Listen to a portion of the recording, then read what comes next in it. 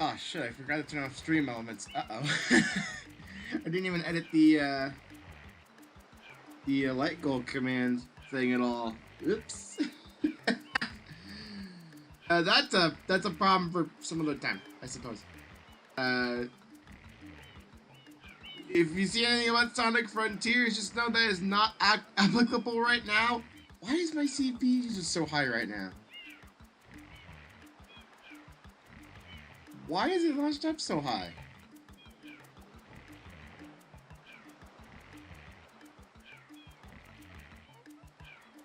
What?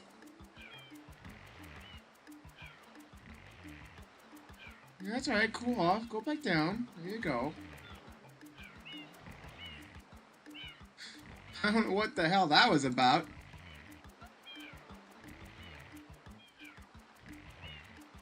There's a reason I keep Task Manager open. It's to see that sometimes it gets a little screwy.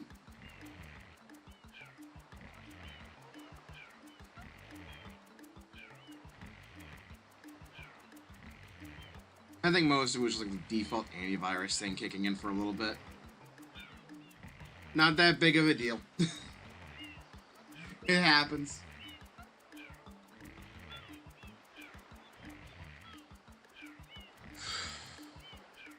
I'm not looking forward to this stream. Maybe because I said I would work on routing, and I kind of did. A little bit. But I haven't really done a whole lot with the route because I got kind of stuck.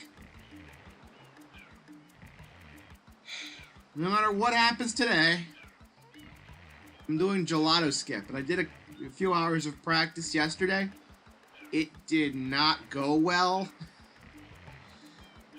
And the description pretty much sums it up. The Switch Pro Controller is the problem. Mostly. I'll explain in more detail when we actually get to it. If we get to it.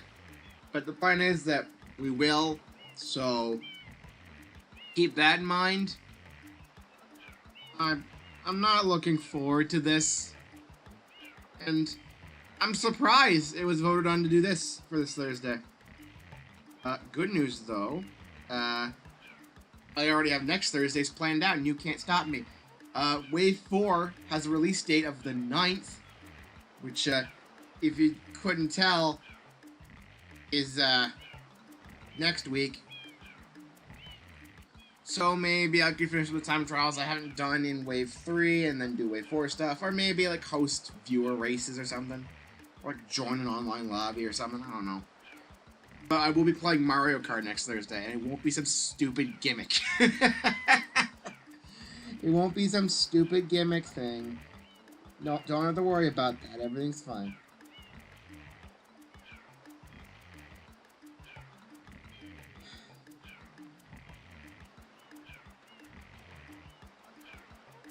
Also, it would be kind of nice to try out Birdo, though.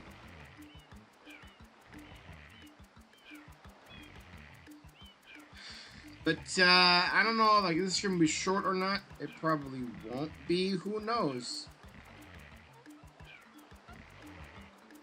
Depending on how well this goes, this could be a complete disaster. So I have 4 shines and a couple of blue coins on the route before. And then want to slot in Gelato Skip. And I have no idea what I'm going to do after that. Which is not a good sign. I have one idea, but that's not going to be part of the route for a while. I have to do the rest of Gelato first. I was planning on doing something kind of funny with the Shadow Mario encounter, but I feel like it would fit a lot better if I did that at the end to finish off the place.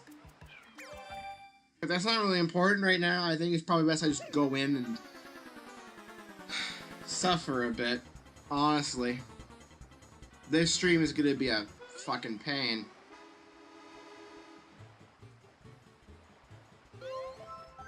So, we're gonna start off by me technically doing 100% wrong, but it was mainly just me running out of ideas. I'll admit, this is just kind of playing the game really stupid for no reason. I avoided it last stream. But we're actually gonna finally go in that pipe over there. Just like with the shine on the beach where you spray the little hidden picture, this is also available from the start. I just didn't route it there because I wanted to put a few other things there instead. So I wanted to make sure I had 10 for unlocking in a park at the end of the initial shenanigan stuff. And this had to get removed because I had to put, like, pachinko there, really. So, how am I doing this one wrong? Behold, I'm not allowed to see what's in front of me most of the time because the camera will be spitting. I shall be constantly disoriented for the entirety of the shine.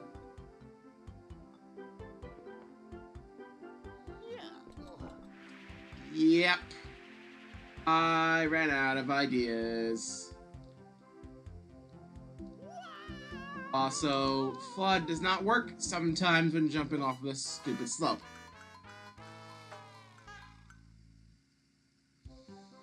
So, we might get our first game over here.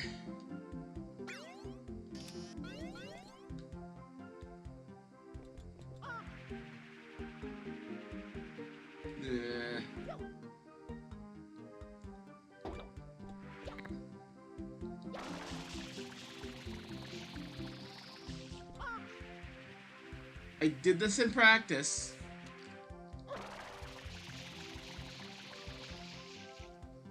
I know it's possible to do this. I did it. Second try, actually. I thought I was going to get a game over. Because I have not warmed up yet. This is my warm-up, just doing this bullshit. Oh, it's going to get so much worse. This is gonna be bad. But I did it. Ooh. But now, this is the part of the route that, this also will likely take quite a bit of time. But this is my favorite, like, clip setup thing in the entire game that I've done. So, I want to explain a little something real quick. You can clean the shine gate whenever, right? The problem is they don't want you to right away. Getting us along the way. Is that the right number? Oh.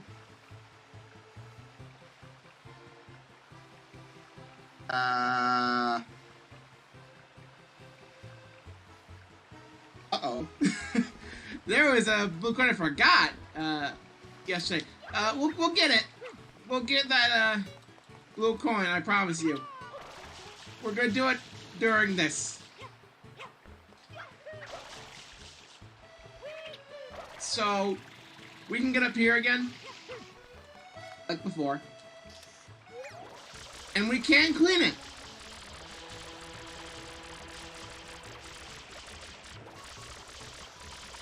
The game is not a fan of me cleaning it now because it moves the shine sprite all the way up there. I expect you to be up there with the rocket nozzle, so it's not that big of an issue, but you can get up here without. And even in pre-Picture, you could just do the whole wall jump thing. You're not going to get enough height that way in order to actually reach that shine. And if you leave and have to get that shine respawn, the shine gate gets all dirty again. It's like the world hates you. So how do we get all the way up there to grab the shine sprite without the rocket nozzle? Well, this will likely take us a while because I did not practice this for months.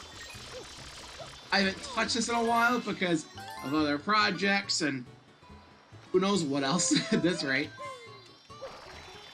But we're going to take this coconut and we're going to break the game with it.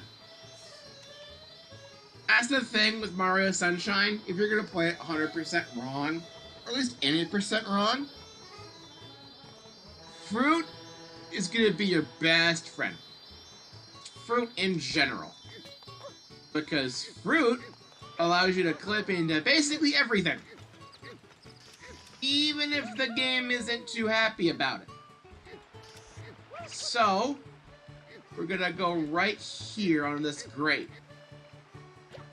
If I can get this, I'm going to show up a little weird quirk about grates because of how they're programmed. This may take a few tries, so keep that in mind. Also, whenever I fail, it's very likely that the coconut will just splash into the water behind the Shine Gate. And I don't like that at all. I get it, you can't grab fruit when you're in the water, so having it sit in the water until its timer expires is just kind of a waste of time, right? Makes sense. I would have loved it if like the fruit would float on the surface and you could spray it with flood in order to move it around the water to get it back to a place where you can grab it. That would be kind of neat, but I get why they just despawn it immediately. And yet, not that the fruit's like allergic to water or anything, it just disappears. So, you've created inconsistency as a result of, I don't know, not wanting to program that kind of physics into this game. I don't know. I am very rusty with this. Last time I did this was when I was attempting to route this before, and I got the whole, like, quarter of the game in type deal. Basically the preparation I had for the first stream. And ultimately didn't even get here on stream 1. So there's that.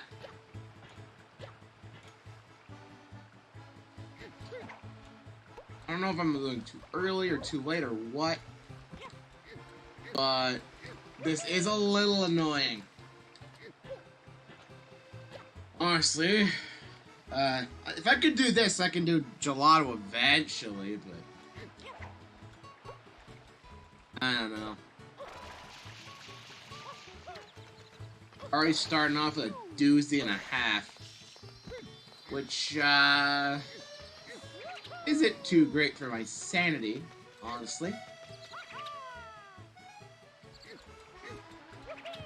I regret putting Mario Sunshine in this week's poll, because I knew I wasn't going to have much besides this sort of stuff to just kind of get the stream going with. That was way too late. Fruit's gone. I knew I didn't have much going in, but I also really haven't practiced these tricks too much, and they're not exactly easy to pull off. So like a full 5-hour stream could just be me trying to get these fucking tricks to work, you know? A lot of this, what am I doing? A lot of like this playthrough is really gonna be about chat interactivity for the most part, so I can keep myself a bit more sane. But I'm a very small streamer on a platform that really doesn't care much about streaming, to be honest. It kind of buries live stuff in a fucking search menu. Unless you're subscribed, you're not really gonna see it in your like home feed or anything. It's kind of stupid. To be fair, if I was doing this on Twitch still, I don't think I would have many viewers regardless. Most streams I've done have been like mainly like 1 or 2 people. So maybe this should have waited until I've gotten a bit more of an audience and, you know, more conversations could happen so that I'm not driving myself to insanity for no reason.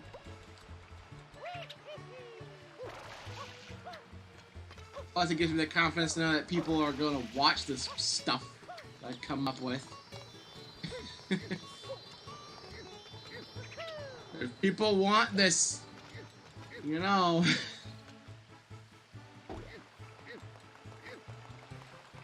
But a lot of times when I stream, there's not really people in chat too much. It gets a little bit, and then it gets kind of inactive, and it makes me wonder why the heck I'm doing it. It's not that I'm doing it for like likes or like growth or anything. It's just that honestly, I wanted to do streaming stuff like this, kind of show off like weird things about games, or show off games I love, or you know, log my first experiences with some games, you know. But because it's all live, I'm also sharing it with hundreds of people.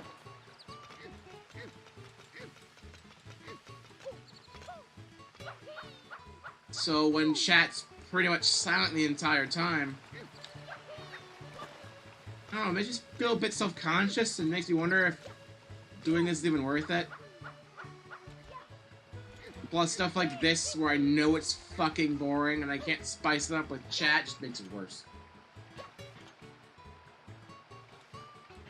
Like, stuff like this would feel a lot less tedious and boring if I was talking to people.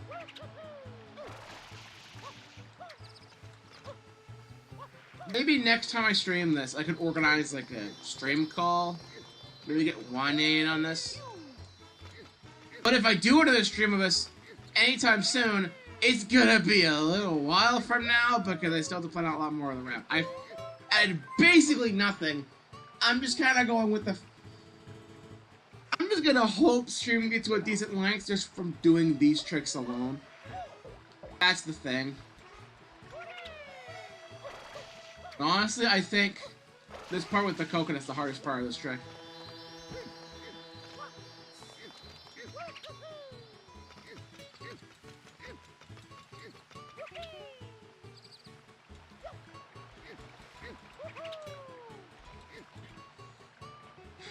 I don't even know if I have the camera set right for this or what. And having the coconut fall in the water every time really gets to you after a while.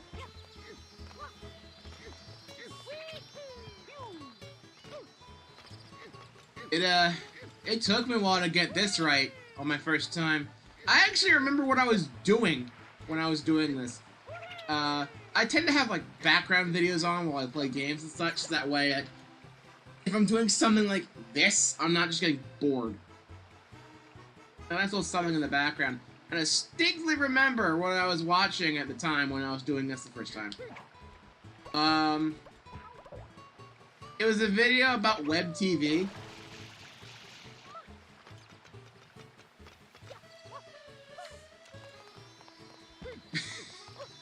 Yeah. It was like a demonstration of like the remnants and like, I guess, fan server, if that makes any sense, of web TV. I think it was an MJD video. I don't really remember that type of thing specifically, but I just remember it reminded me a lot of the Dish Network equivalent to that, which was just kind of built in for a while, and then over the years they changed the OS and disabled a lot of these features because it's not in the fucking mid-2000s anymore. So a lot of Dish Interactive just fucking died. And what's left kind of became sort of lifeless, because my grandparents have Dish. I know a little bit of what's going on with like Dish Network's UI, if that makes any sense. I also forgot how to backflip. There we go.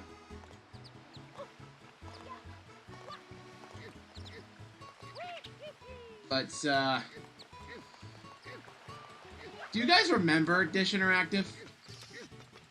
For those of you who actually had Dish Network and actually used Dish Interactive?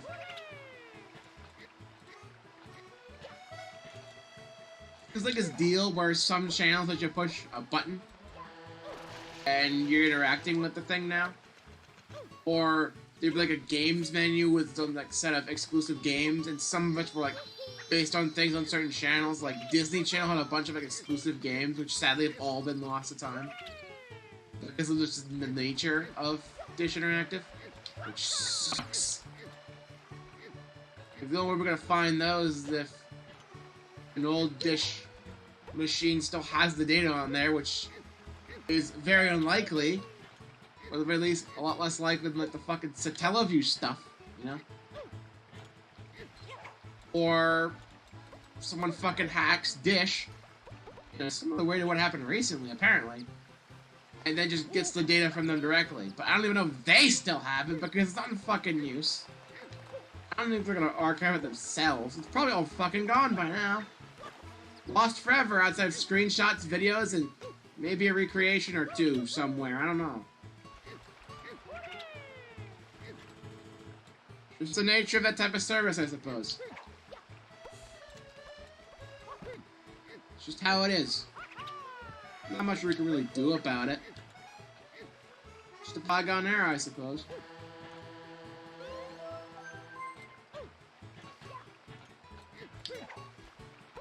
I have no idea if I'm getting the right spot for this anymore.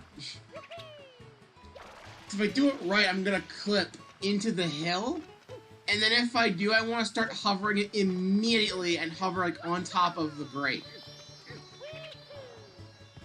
So hovering on top of the manhole cover is like the biggest thing to this. It's the only thing that's really required here. You could do this like grate thing with any grate in the game, I think. But the thing is, with this one, you have to clip in order to get the right height to do it. Because the hole... Let me show you real quick. Very deep. That one was fucking messing with my nose for like a full minute straight. And I'm so glad I got it out, but also it kind of hurt my chest to do it. But, yeah. The sewers here, very, very deep in comparison to the grate here. So doing the normal trick just doesn't really work. I think I'm actually gonna ditch the coconut. I'm gonna show you why it's a problem.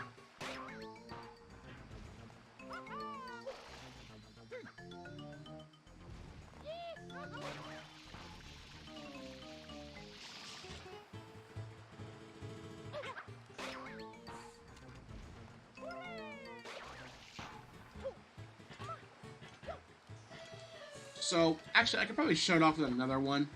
I can show the basic idea of what I'm going for. So, there's a weird bit of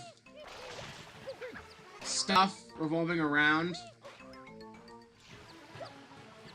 these things, where you can kind of make it so that way they're not really solid anymore, if you do it right.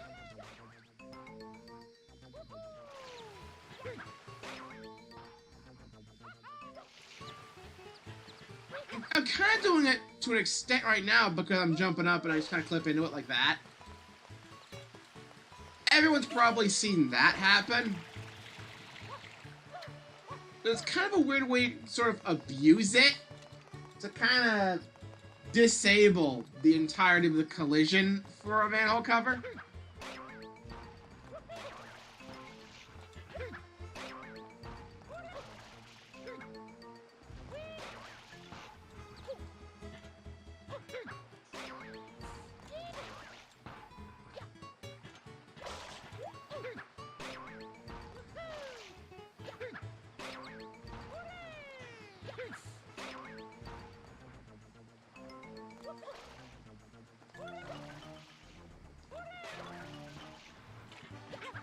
It's awkward to do, I think.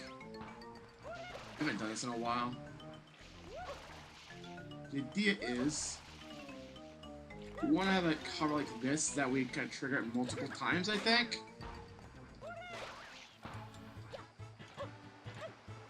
At the very least,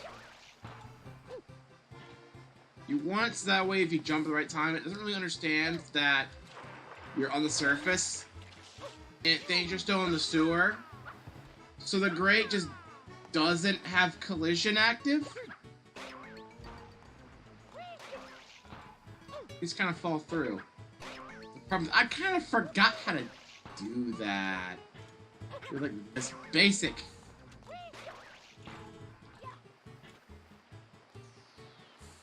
I really should have done a bit of warm up, but I woke up a bit late today for this.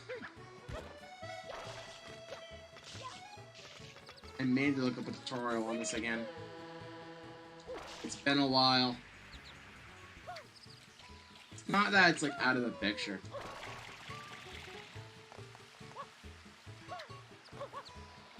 It's still a little awkward.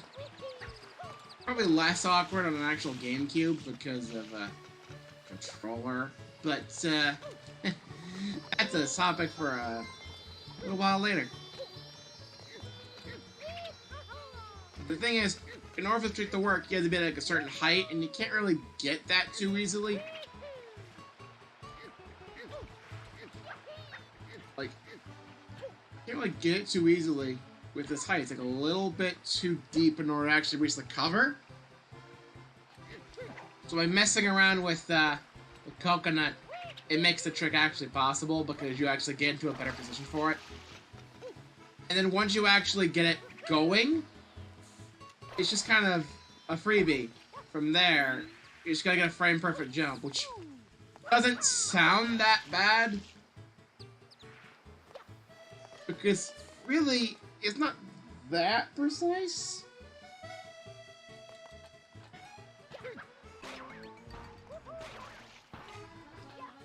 The worst part is just getting in so you can actually just do this in general.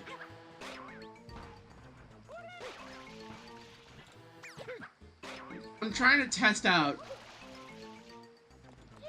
doing this in the basics so I could show you. The camera does not make this easy.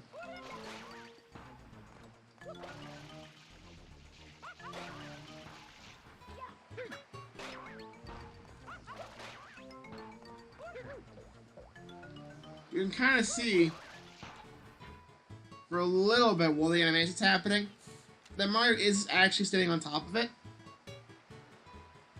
The idea is we want to do that sort of thing while also thinking I'm under. So anytime I walk over this grate, it's just going to become completely unsolid during this.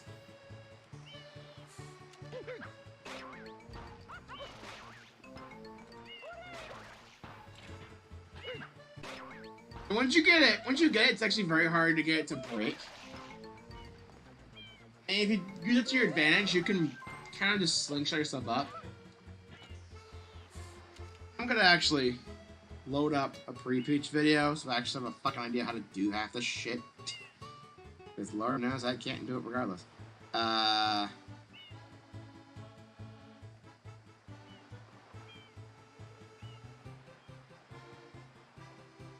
Let's see.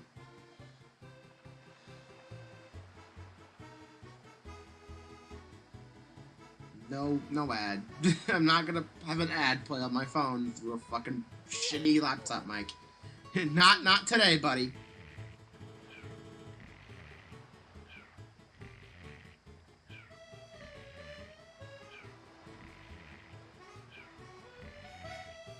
Just checking this.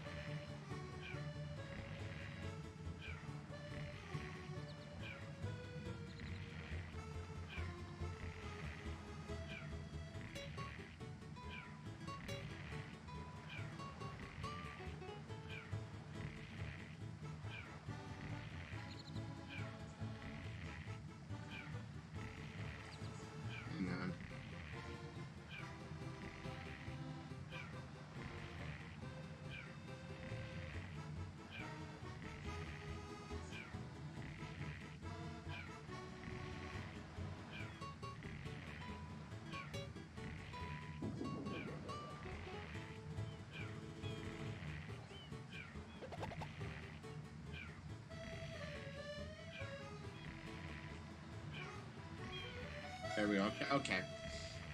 So I ground pound in.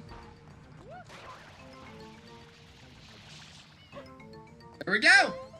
That actually makes it a lot more simple. If you couldn't hear the video echoing on my phone, the idea is when you get out as soon as possible, the game kind of still thinks you're down there, I guess, and it doesn't properly set the flag.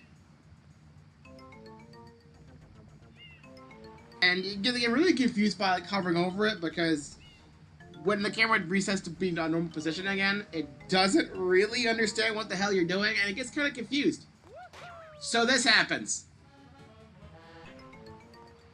However, it gets even weirder, because for a singular frame, even if you're like out here, this actually has like a proper collision, you can stay on it and everything.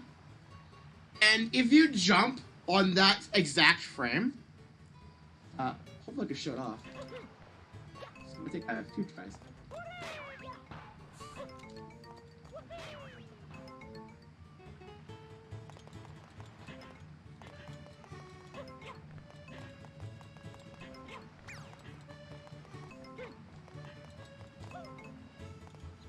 I'm getting a bit late, I think. That was early. I got it, there we go, see? I launch up. You can do this by also just kind of standing on top of it by... I can shut off. Let's go in it again. Doing this. I was showing you that Mario kind of stood on it while he was doing an animation. So that you can just be in the right position for it. And then you just have to time your jump press to that exact frame still. But you can just get it while running up to it while this is active, which is what I just did there. It doesn't matter how you set it up as long as you jump on that exact frame where you have collision with this. Because when you're on it, the game still thinks you're down here, and when you jump out, you have like a higher jump height that launches you out. But by jumping on this exact frame, it still thinks you're underground, it still thinks you're in the sewers, and it does that launch thing even though you're on the surface. So it sends you super high up. If you do it right, anyway. If you do it right, it does it. It's a frame-perfect thing, and honestly, if it was just this, it would be the hardest part of the trick. It definitely would be. The thing is, well, it does work for this grate and most of the other grates in Delfino Plaza. There's one where doing this way doesn't really work, and that's the one I was trying to clip into with the coconut. Because it's so deep, it takes too long in order to get up there in order to do the proper setup for this. So it properly resets the flags again. So you can't just do the traditional way of doing that launch setup. But by using a coconut to clip in there, and then doing the setup from there, you start at a higher point in the sewer, and then can just initiate the trick from there. It is very weird, but I gotta actually see the setup for the trick now. Give me a second. I'm watching the video again.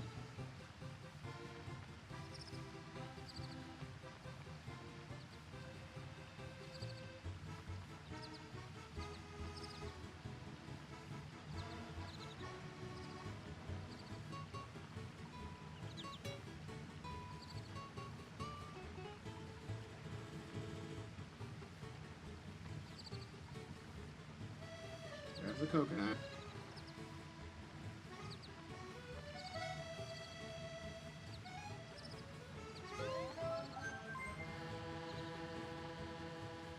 I see that. That's the trick, yeah. What's the setup for this? I don't remember the setup for this. I mean, doesn't look like he has the same setup I did.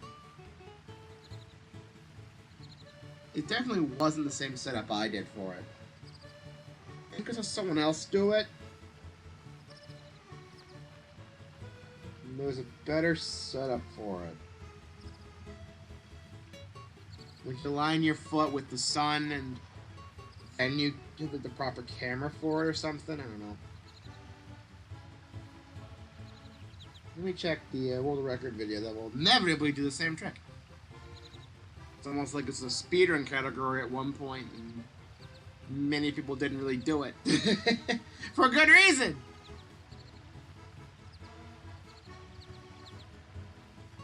Shiny, fairly, really-ish new run.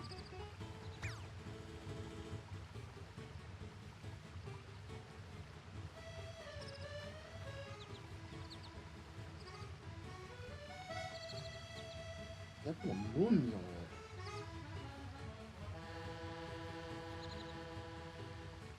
it. It's like there's not really much of a setup for it. He's kind of YOLOs it, I guess. He just fucking dashes into it. Speedrunner, yeah, they know what to do a bit more, but like, there is a more consistent setup for it, I think.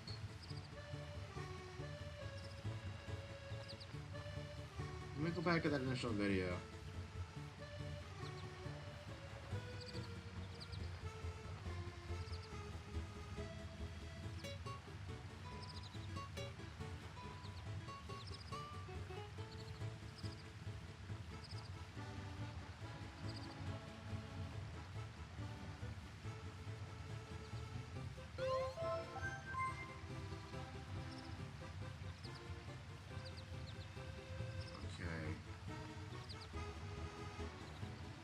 Let me check to see like where exactly he stands to do it.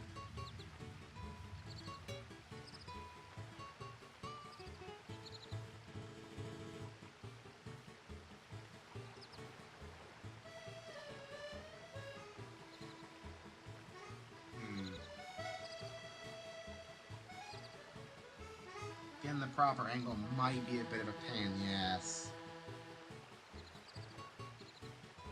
I don't know if it's too precise to do it or not. The refresher is definitely warranted. It's been like 3 months since I've done this. Also, hi, bird.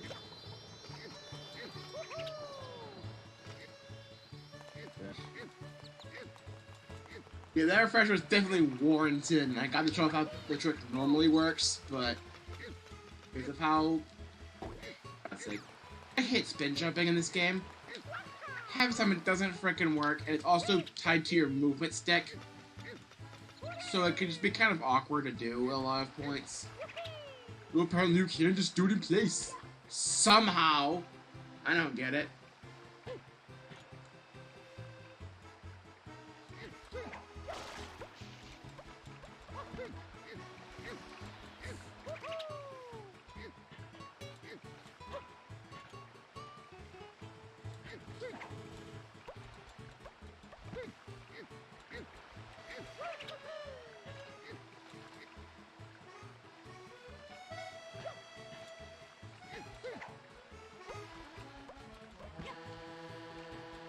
You pick up animation on nothing. Great. Love this. This is a great game.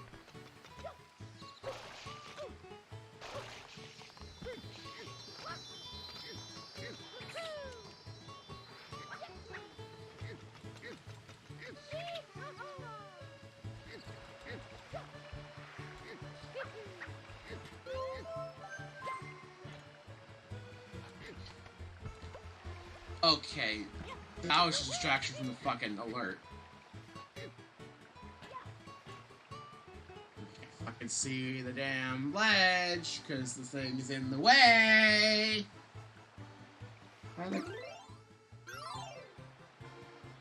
Okay. I think I almost got it there. Nah! I think I almost had it there, but I couldn't fucking see the alert! Devs alert. Camera! Remember when I said the camera doesn't really care about collision half the time, even though like, you think it should, because it sometimes does? Another issue with spin jumping. Sometimes you press the button to do it, and you do the inputs correctly, it just gives you half the jump height for no reason. A little fuck you. Like, spin jumping was kind of unintentional. They decided to put an animation to it and keep it in, because fuck it. See? Why is it only half sometimes? I do like nothing different.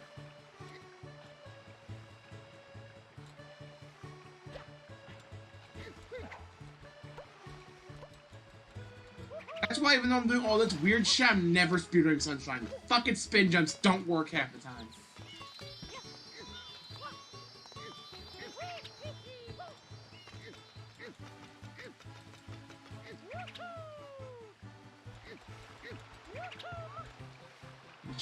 Sunshine Speedrun is like it's the most fucking consistent thing in the game, while also saying it's fucking consistent and making jokes about it. But no. When I point out I'm stupid. I'm a bit bitter. I'm a bit bitter from the initial routing process of this. I'm sorry.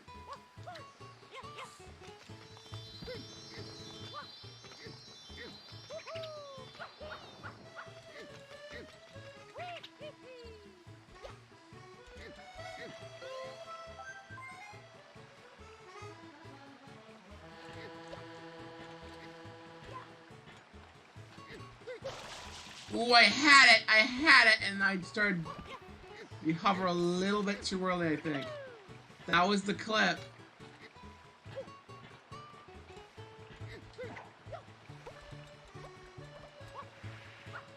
The clip and the setup for this is the hardest part of this trick. Once I get it, it's just a matter of time for me to hit the fucking frame perfect thing, right?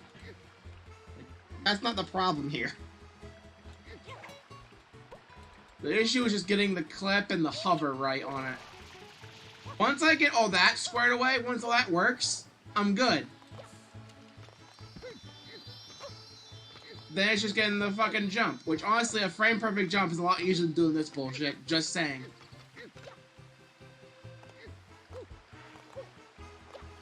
Hitting a button within a 60th of a second is a lot easier than doing this random bullshit clip.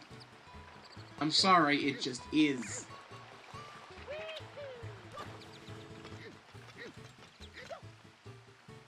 Okay, again, the spin jump doesn't work half the time. I spun the stick. You saw Mario gonna run a circle a bit like this, but it didn't do anything. The spin jump does not work properly in this game 90% of the time. You cannot change my mind on this. The spin jump in this game is awful.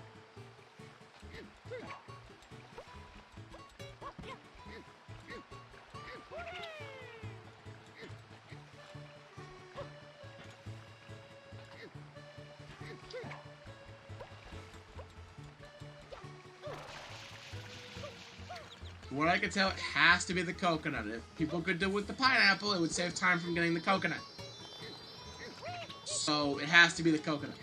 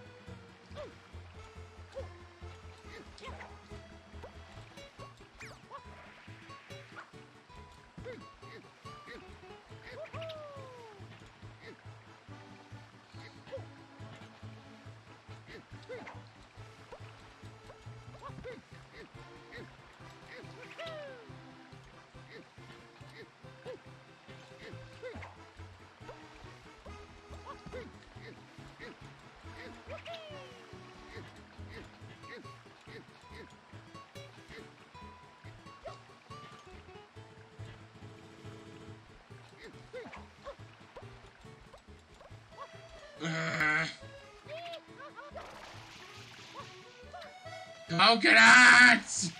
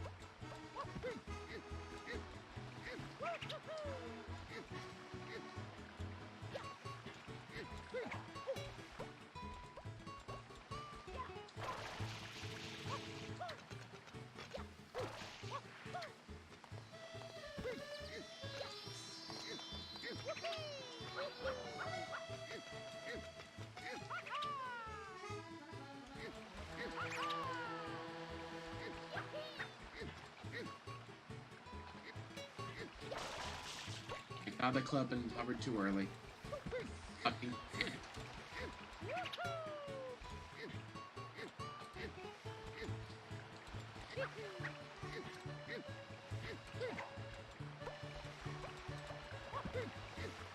Again, the clip is the hardest part.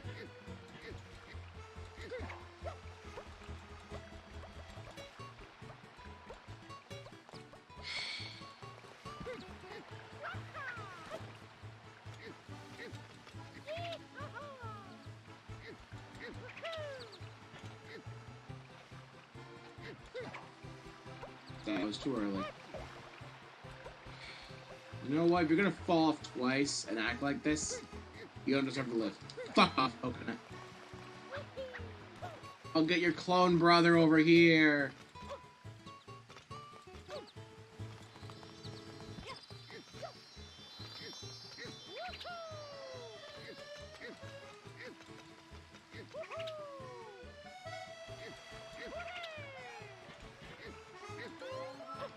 If someone ever has the courage to make a compilation video of this, like the highlights or something, and you know YouTube's gonna get mad about the swears, you can just replace the swears with like the nyeh from the noise from Pizza Tower. That'd be funny. Honestly, it might be my favorite sound effect from that game, and I haven't even played the fucking game yet. Whether I do on stream or not, who the fuck knows? I feel more confident about it if the game ever gets on console. I think it's only on Steam right now.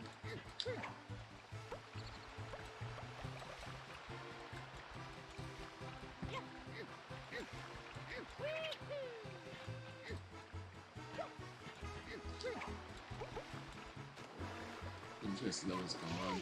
Just go back. Yep.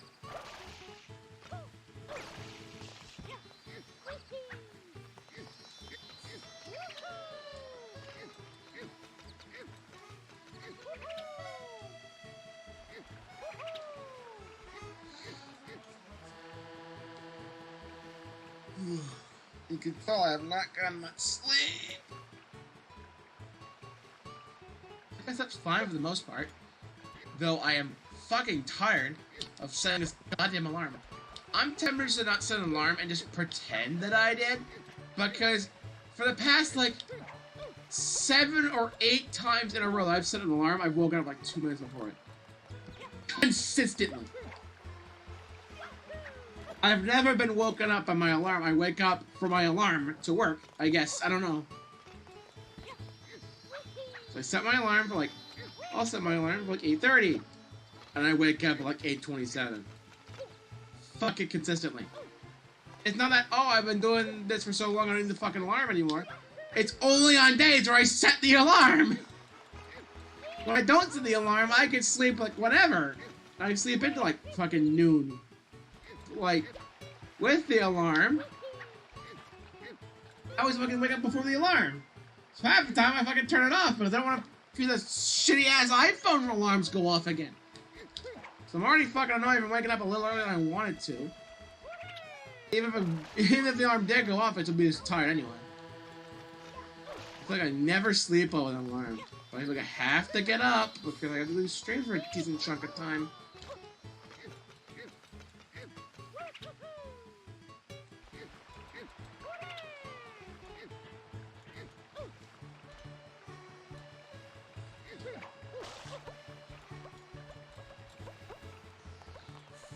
Well, this Kogon's already cursed and immediately dived in the water. It fell down and the freaking side flip's inconsistent too, just like a spin jump. I think it's just because the control.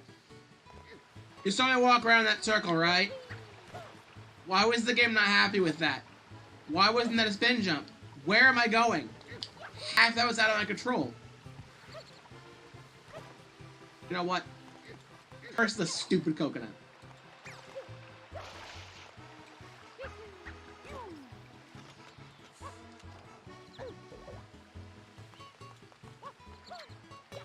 The curse is permanent!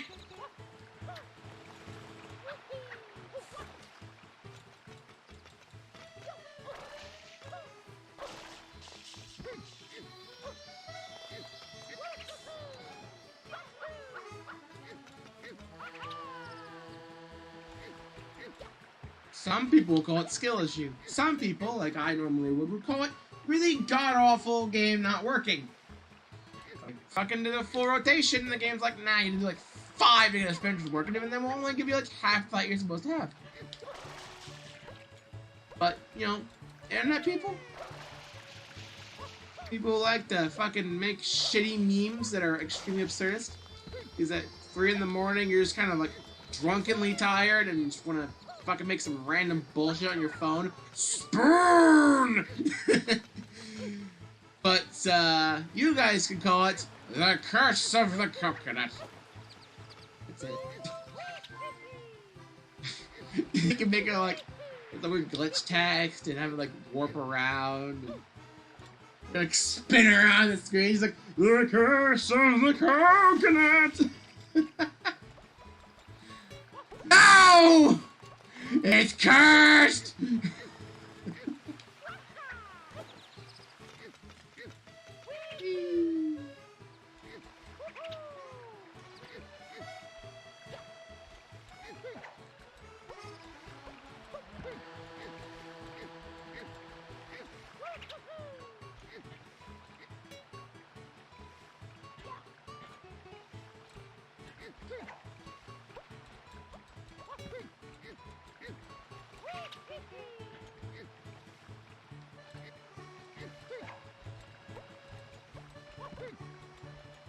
Picking up nothing. Phantom pickup. Next time to pick it up, Mario picks it up, but it doesn't actually pick up, and now it's gone. Yep. Interesting.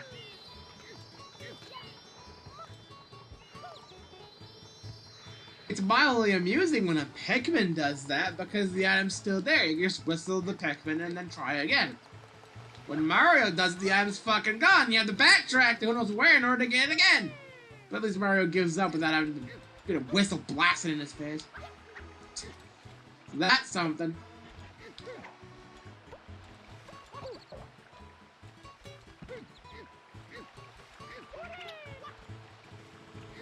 Spin jumps don't work properly. They don't work right half the time. No matter how many times you try, the game will not keep consistent rules.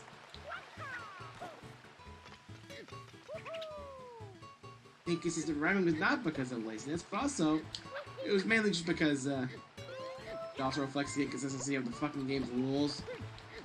The spin jump was a fucking accident.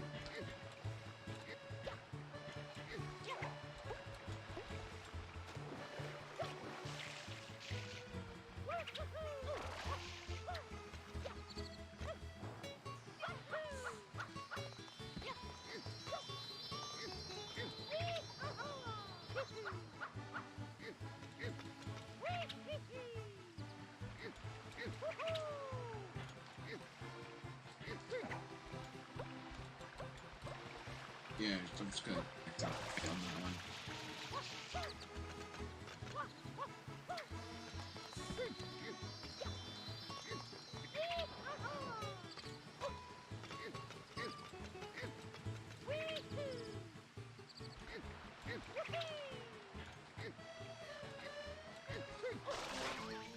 Oh.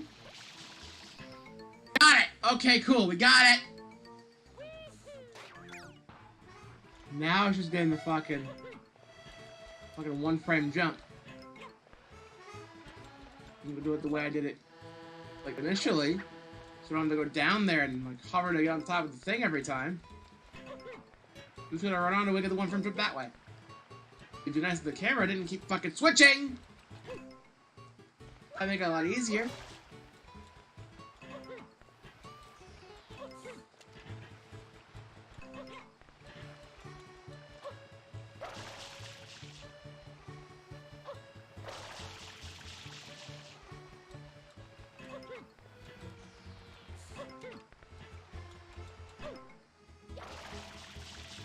I'll get it eventually. I may still miss though, but at least it's strictly set up until I fucking break it somehow.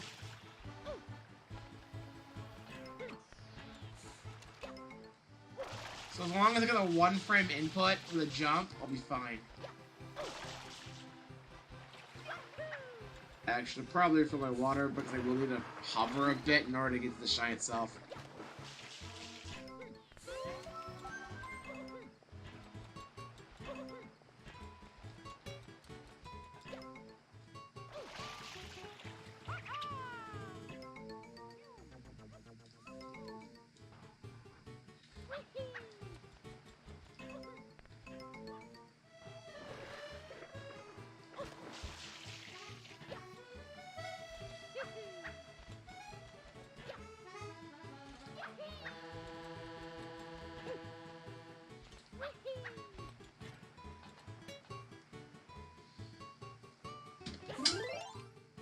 How the fuck did I disengage that?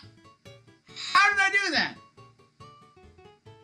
Now I got to the clip again. Fuck you, game.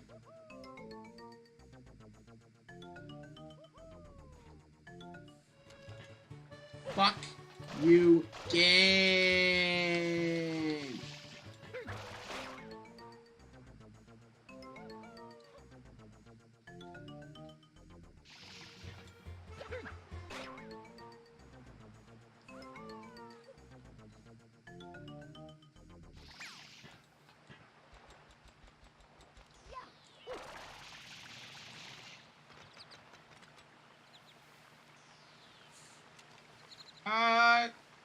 Guys? Where's the music?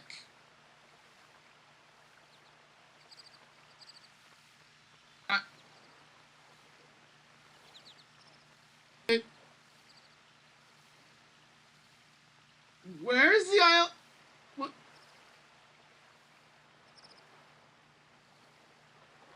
The Funeral Plaza's music isn't playing anymore. I don't think it is anyway. It might just be like really quiet and I can't hear it right now.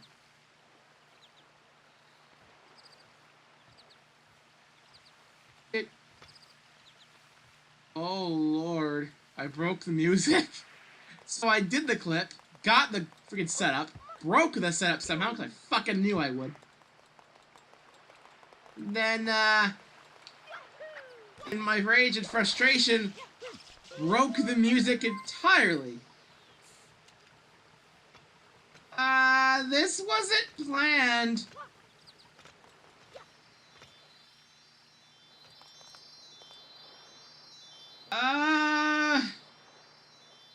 Guys?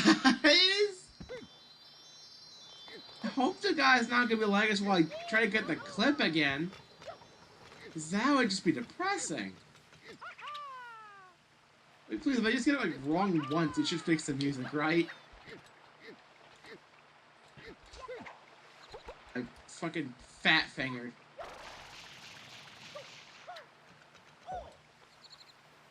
What did I bonk on?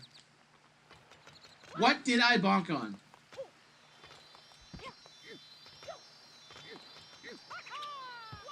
But yeah, the music's just fucking gone.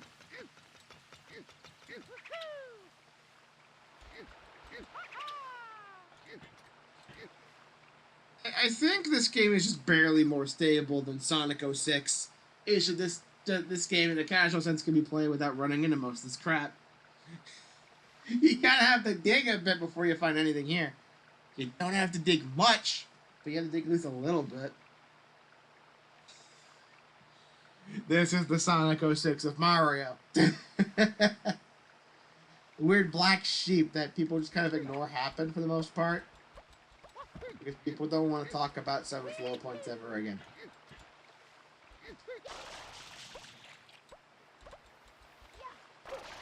The music is just... Why? Where did it go? Where did the music go?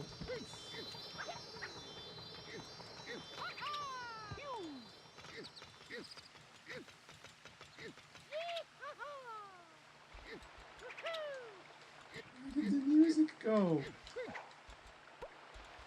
What happened? What did I do? What did I do?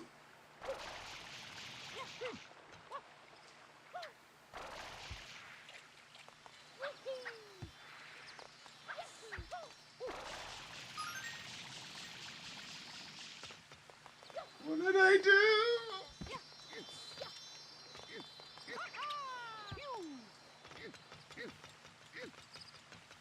What did I do?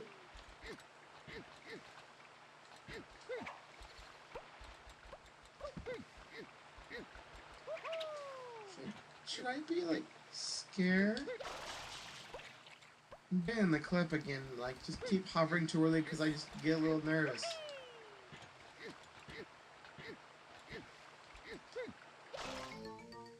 That was too late.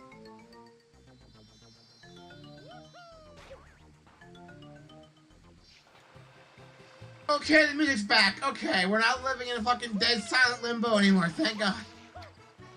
I don't have to be so scared. Holy shit. That was actually kind of freaky. What the heck happened? What did I do? I'm serious, I don't know what I did wrong. What did I do there? How did I break the music like that?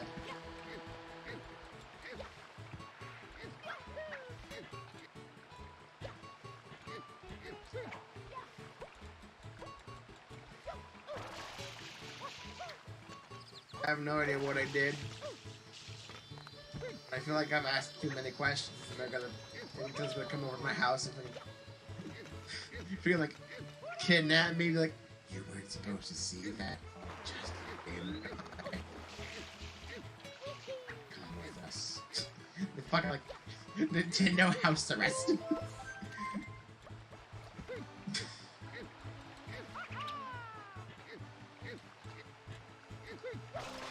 There we go. Okay, I got the clip again. Let's not break it this time. Let's just do it the way you're supposed to and not try to do that Running Man thing again.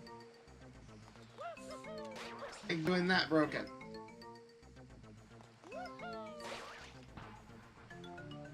That doesn't help.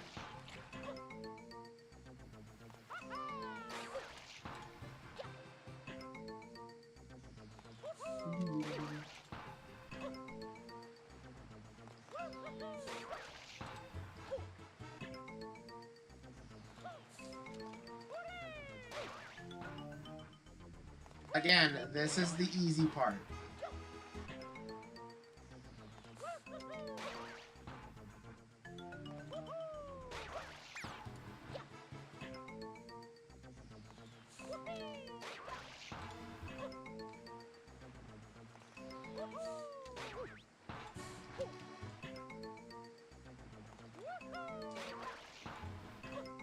Too late. Too early.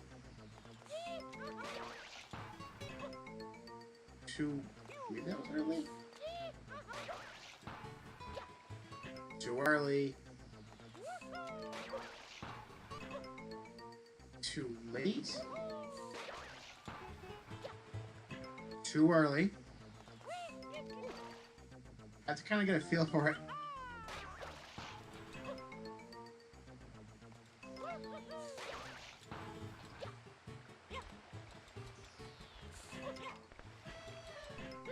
Go down there. Don't undo it again. For the love of God, just stay down.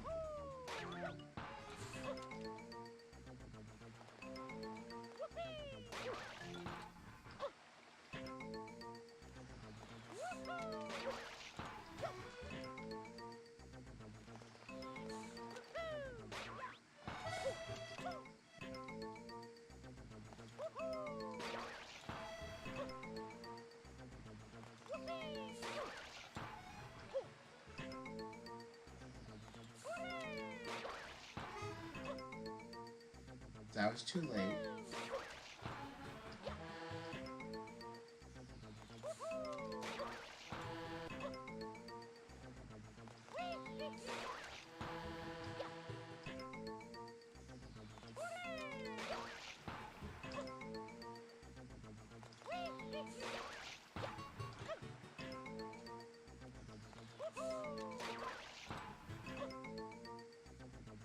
I'd rather do like really precise like 1 frame timing than do that clip again. Honestly.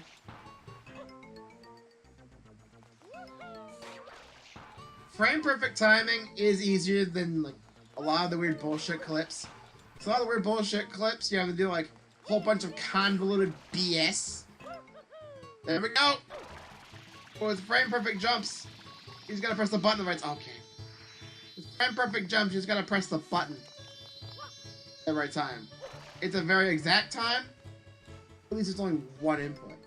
And not like 7 that have to go exactly right or else it fucks up and doesn't work.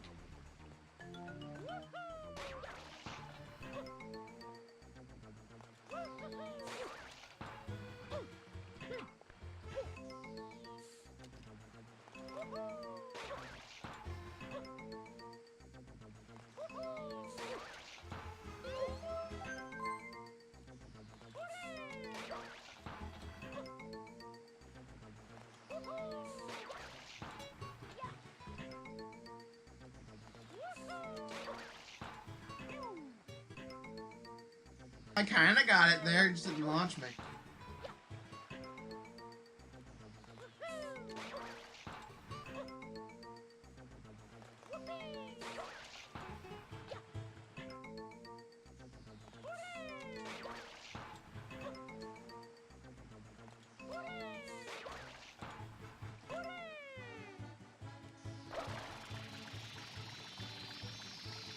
I started recovering too late. That's on me. I couldn't really feel out the peak of the jump very well. Also, I'm gonna die if I don't fucking get my shit together. I'm at 3 health. That's not good. This ain't good. I think I fucked around a bit too much. I could just go and get coins or something. There are plenty of coins in the sewer.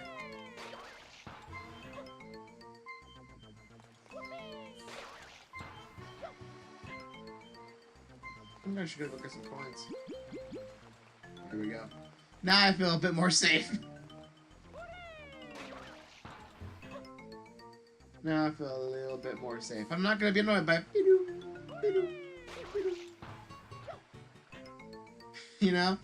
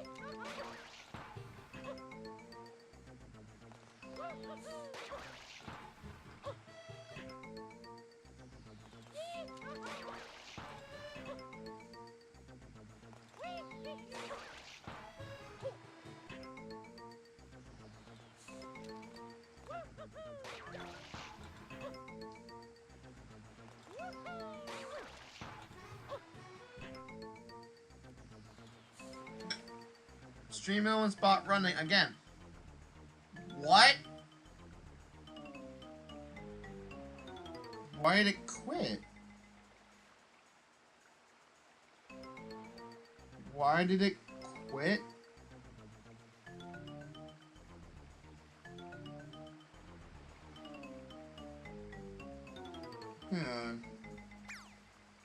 Well, stream's been running this whole time. Stream didn't give out or anything. The bot just gave up. Wow, stream almost really is garbage on YouTube. It's just a broken mess. It's barely fucking existent. It's barely existent. What is this? It's still broken. Fuck stream elements. Don't turn that shit off after the stream. Never looking back. Until stream elements gets their shit together and realizes their streamers outside of fucking Twitch and decides to do more than the bare minimum for its fucking features and testing department. when they realize that maybe a lot of people change over to YouTube because Twitch is actually kind of garbage.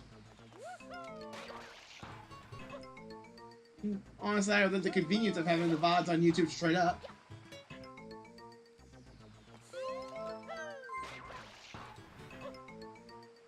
Maybe when they realize that there is an audience to be had, they'll do something about it.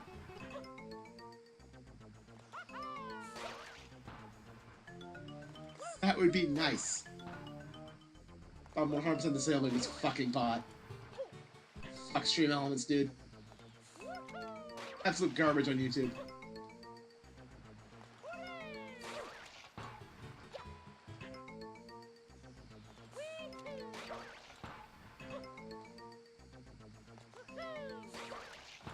If you don't have anything like...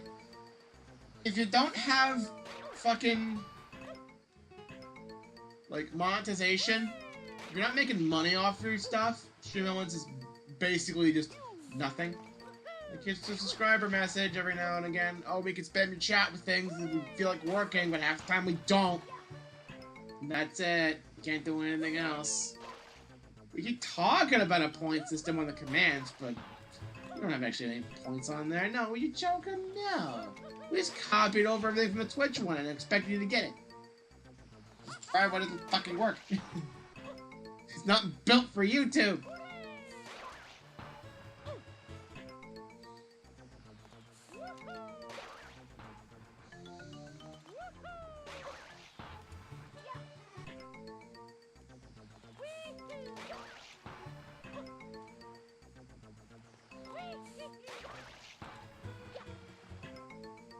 Stream Elements is not fucking built for YouTube, and it shows. Copy and pasted bullshit from Twitch doesn't fucking work. The stripped down features to the point where it might as well just be non-existent.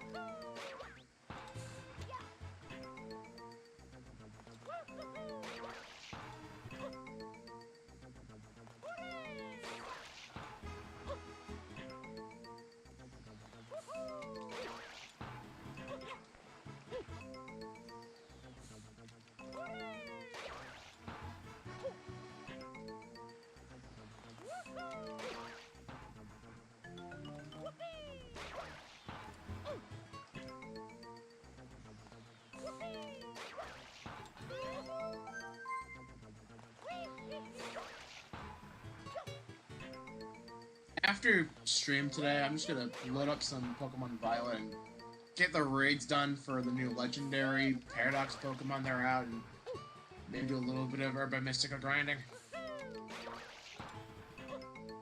Maybe something to look forward to at least.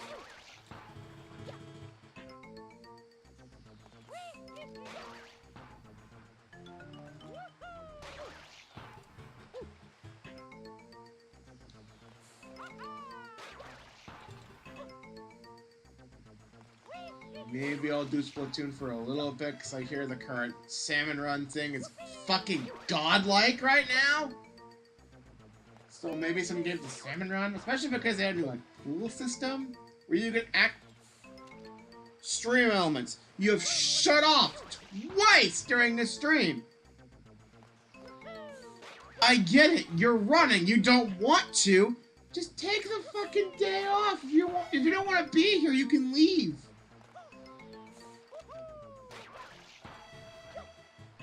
Stream moments. If you don't want to be here, you can just leave. I'm firing you over the stream anyway. But you do fucking nothing worthwhile. And I'm streaming with you for like an hour or two and found fucking nothing. I said, how do I spam my chat with shit nobody's gonna care about or read? When we've gotten the fucking work out of you.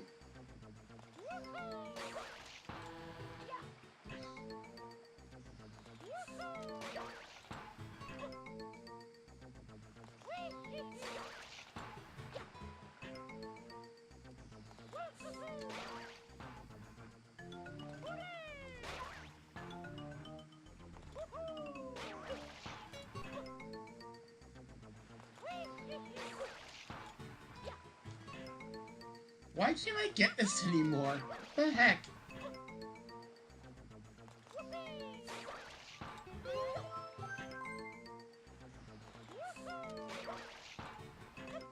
This bodes well for the tricks I want to do later on in the stream.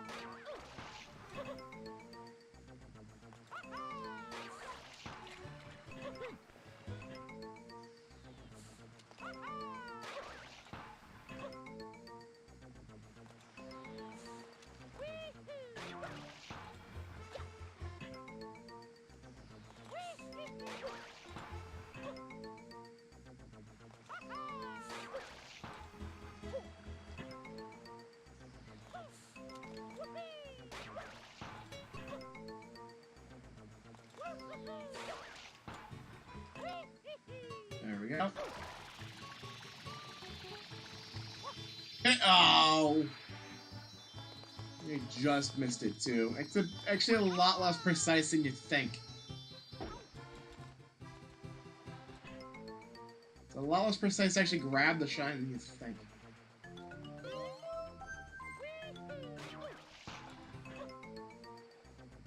Once you get the good angle for it.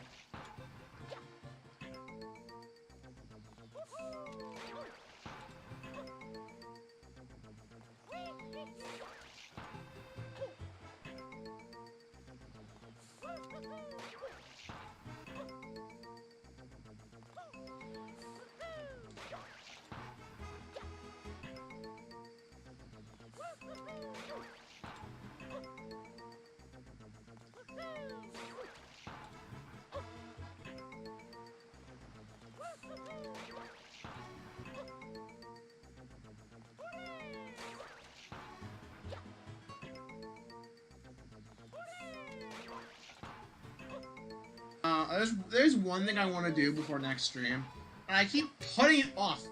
I said I was gonna do it back 3 weeks ago, but I haven't done it yet. I'm gonna get the Discord server up and ready to go again. So I tweak it. I don't know if I'm gonna put a bot in or not. I can do like manual rolls for the time being because it's a pretty small Discord regardless.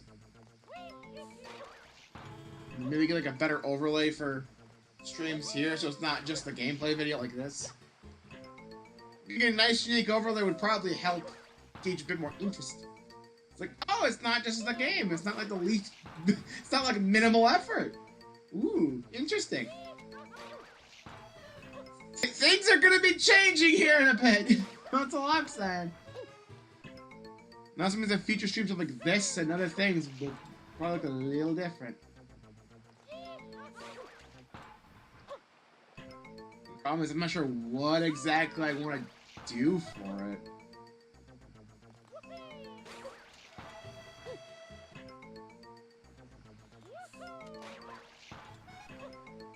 I would try to do something more with the avocado thing from back when I was on Twitch and that big meme, but like, I'm already doing a little bit with my profile pic, and I feel like I'd just be taking the piss and taking the meme way too far if I put it on the overlay like that. I did have plans of making a little, like, avocado mascot dude named Avo, but that didn't really work out too well, and that also might be pushing it a little bit.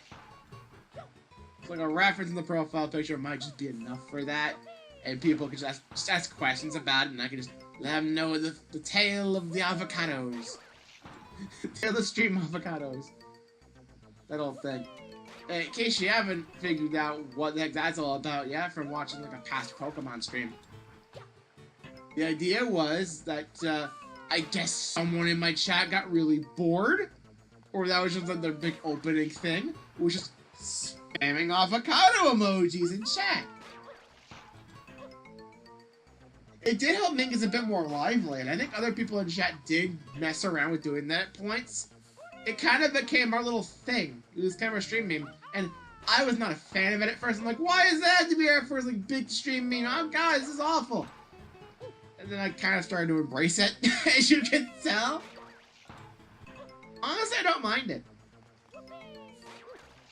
I should kind of like it in retrospect. I kind of miss it.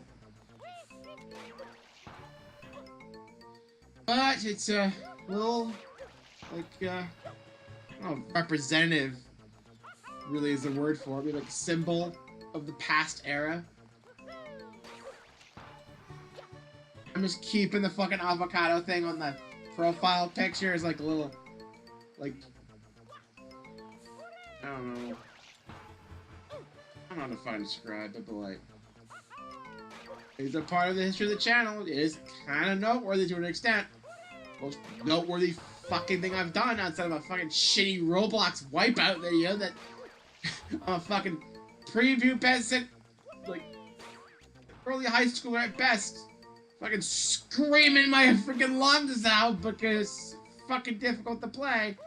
Fucking really shitty screen recording on even a worse laptop than this. Oh man, that video was awful. It's one of the few Roblox videos I actually kept on the channel because it was like surprisingly popular. Outside of that, it was a fucking Smoliv meme back when Pokemon Scarlet and Violet were first announced. And a fucking shitty Whoa meme back when that was already dead. I do kind of miss that meme though. I love that Crash meme so much.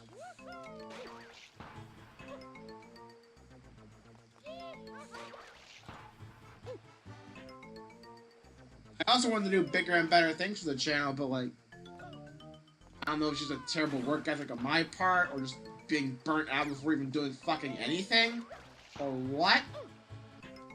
Like, I can never really get in the mindset to do stuff like that half the time. And that's why I haven't done like huge edited videos, or like, even like, Let's Play stuff in a long time.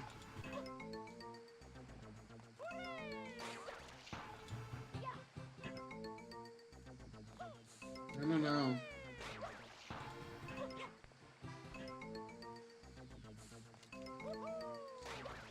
Like, I wanted to do like a Kirby Epic Atcha thing to celebrate the anniversary. That didn't really pan out past like script writing for the first 3 episodes, and like a bunch of the interlude stuff. Then it transitioned to like, what if I just talk about random shit I watched in my childhood because I fucking live in a Christian household where we got a bunch of garbage entertainment. That didn't really pan out, though I wish I could have saved the fucking Hoop Dogs bit. That would have been fucking fun.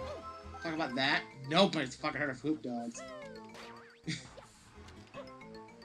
That would have been a treat, but no, that never happened either. And then it became the freaking Super Show thing, and no, it was not because of the fucking Super Bowl trailer for the movie. That was like a month after I just like had the idea of doing it, and then that never panned out. It's like, okay, really big review project's not really gonna fucking happen. Not doing that. That's not gonna be in the cards. At one point, I even threw around the idea of like potentially doing like a fucking review series based on shit I find at the thrift store, because something I've been doing very recently, and it's thanks to Tank Pods of all people, is just going to thrift stores, just looking to see what they have, and I haven't bought anything besides like DVDs and Blu-rays. That's mainly because I don't really have anything in terms of games for the most part. At least anything I can fucking play. Most time, if I see a game at a thrift store, it's like PS3 or Xbox. Mainly PS3. I did see like a copy of Crash Team Racing though. Like OG PS1. Only thing seemingly wrong with the case was that was like scratched in the front, but it seems fine. That was kind of a neat thing to see in the wild. Too bad I don't have a PS1. That's right, I emulated the Crash Trilogy when I played it on stream. Fuck you. I have no way of actually loading up a PS1 disc, so what the hell is that supposed to do there? So, I didn't get it. It would have been nice to have, like, just the relic. Wouldn't be able to do much with it, but it would be kind of cool. But, I was, like, potentially throwing out the idea that I could, like, whatever movies I get from the thrift store, I could review. Or at least, like, talk about in greater detail. And honestly, I could spend the time doing that, I guess. I've gotten a few movies there. Some which I've seen before, some which were, like, new things I have never seen. And I have not really gotten a dud yet. I haven't gotten a movie where I've shown a little interest in it, being like, what's this all about? And then I watch it and it's garbage. I've not had that happen yet, thank God. But even if it does happen, getting the DVDs from the thrift store, they're like $3 each. Like, no problem. They're cheap. So at least I wouldn't be wasting it, you know? I got the first Madagascar, though sadly only in full screen, not widescreen. But, you know, still a fun movie. I got... What did I get from the thrift store? I got this 2-disc special edition for Spider-Man 2. I'd watched that movie once before, but I didn't really, like, pay attention to it much. I just had... It was on, like, the old, like, on-demand service the TV provider we had back at my old house was. They had, like, this thing where, like, every month they swap out what movies are in the free movies list. There would be a bunch of, like, public domain, or, like, short films, or, like, the occasional, like, other random thing that just sticks around constantly. But, like, every month, like, channels like TBS would, like, get some sort of, like, big, well-known movie, and then it would just be on there for free for, like, a month. Like, not pay-per-view, it's just a fucking free thing. And I've watched a lot of movies with that, most of which I don't really remember. But, Spider-Man 2, people say that's one of the best ones. Didn't remember much of it, besides the fucking train scene from my first viewing, because I really wasn't paying attention. It was just background noise for the most part. But I got the fucking 2-disc special edition DVD. It had like a weird like scratch on the first disc, and I was kind of worried it wouldn't work. But I guess whenever they put these things on the shelves, they actually test the DVDs first to make sure they actually work properly. Because even with that weird disc blemish, the movie ran fine. So I watched the entirety of Spider-Man 2. That was a good time. And yeah, it was a really good movie. What else did I get? That was the first time I went. I got a copy of Muppets Take Manhattan. That was a good movie. I liked it. It's not my favorite Muppet movie, but it's pretty good. I liked it. Just kind of nice. wish they did more, like, quality stuff on the Muppets, you know? I kinda miss it. Like, most of the time, like, ever since, like, Disney got their hands on it, I feel like I've just been kind of confused. Like, the 2011 movie, fantastic.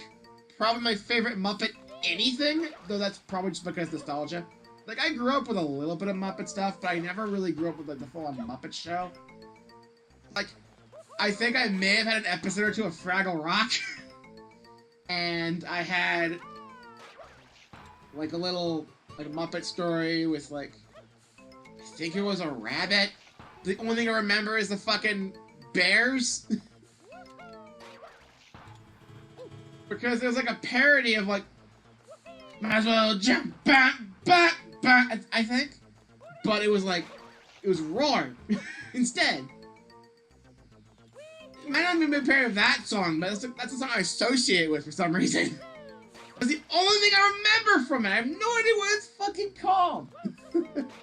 So I've never been able to rewatch it, because my mom sold the VHS a long time ago. And then I also had this, like, read to me, read-along thing with Kermit the Frog and Muppet Babies.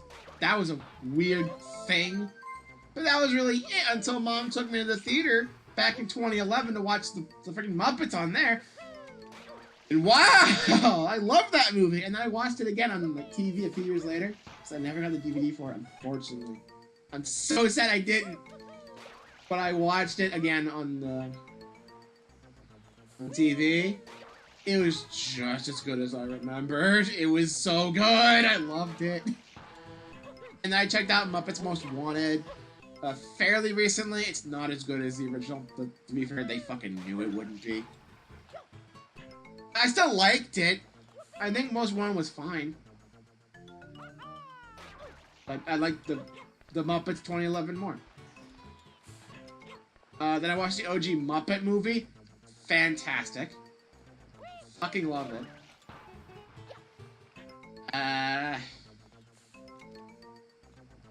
And that's really been it for my Muppet experience until I watched Take Manhattan next to the DVD. Though I hear, like, a lot of other random things that just don't know what the fuck they're doing. There was that weird, like, Office type thing on ABC that lasted, like, a couple seasons, I think. That didn't really go anywhere. Which I remember seeing plenty of ads for. I think my mom recorded all of them. I don't remember for sure, but that just kind of disappeared. I guess they didn't go too well. And then there was, like, the Muppets Now thing, which I'm not sure how much of that was just because of COVID. I'm not sure how much changed as a result of that, or if it was always going to be some sort of, like, web snippet thing like that. I don't know. But that didn't latch on. There was, like, the Haunted Mansion special, which I watched, which apparently has been received well. I thought it was just kind of okay.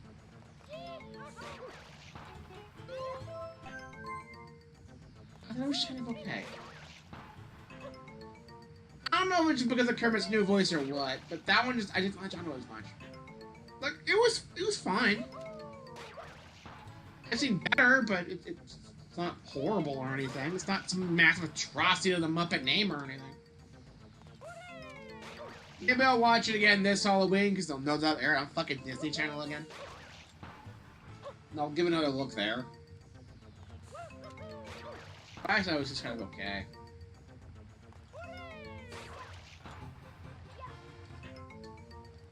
I don't know. Back to the thrift store stuff. After Muppets Take Manhattan, I got 3 movies at once, I think. I don't think I'm missing anything else in between. I got Lion King 1.5, which I watched recently. It's actually really good. It's very tonally different from the original Lion King. But I think that's kind of intentional, especially because it's the first Lion King from the point of view of the comic relief, for the most part. So having it be a more comedic take on the story instead of it being this big grand thing makes a lot of sense. It definitely does feel a bit weird experiencing a lot of the moments from the OG Lion King with its more comedic, like, tone.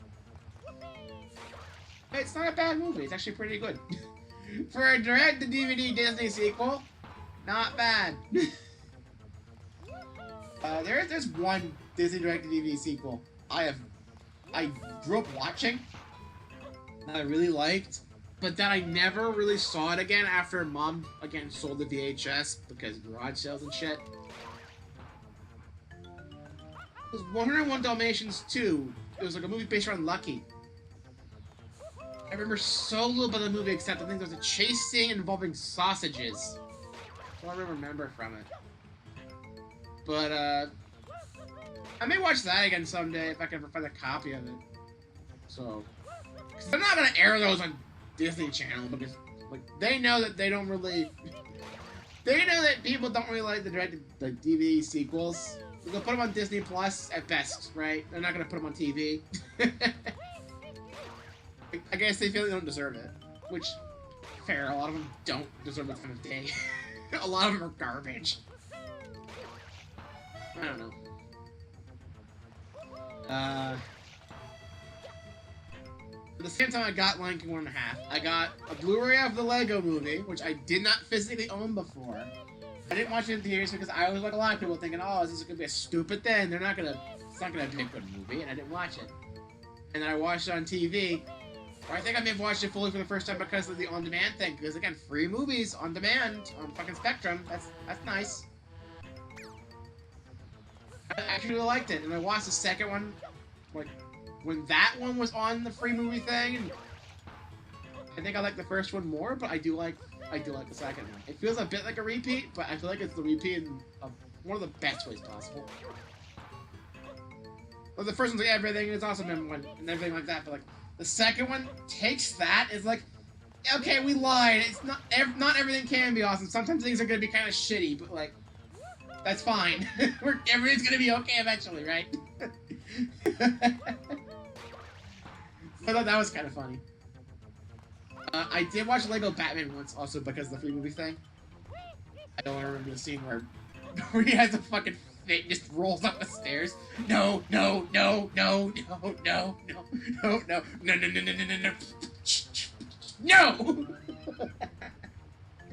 That's my favorite part of the movie. I need to watch that again. But yeah, I finally have a physical copy of the Lego Movie. Hell yeah. And I have a copy of Monty Python and the Holy Grail, which I'm very glad I have. Because, A, I watched the opening credit sequence with my old best friend Sean. Because it was on Netflix. I think it might still be on Netflix. But he loaded it up one day, like, I want you to see this. Like, we're not going to have time to watch the full movie, but I do want to show you the opening bit.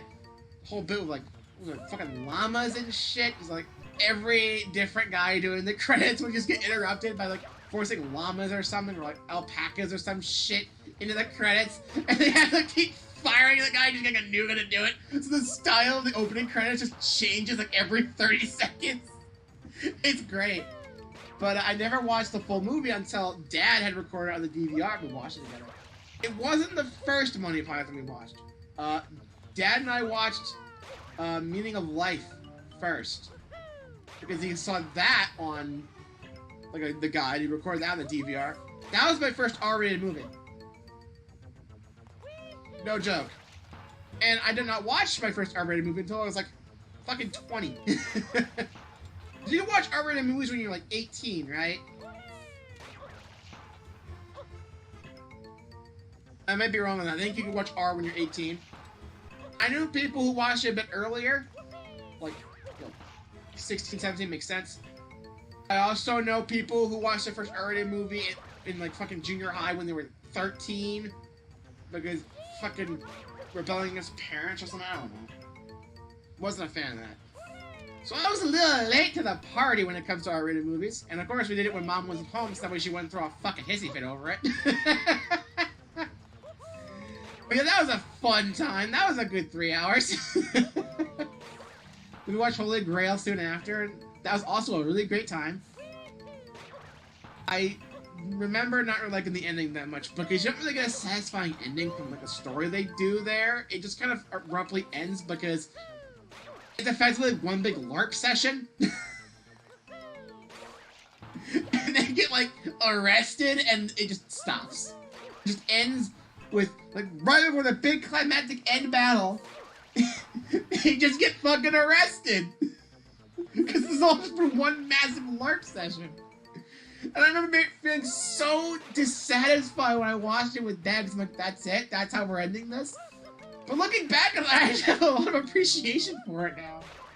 Like, nice little comedic twist at the end there. So that was kind of fun.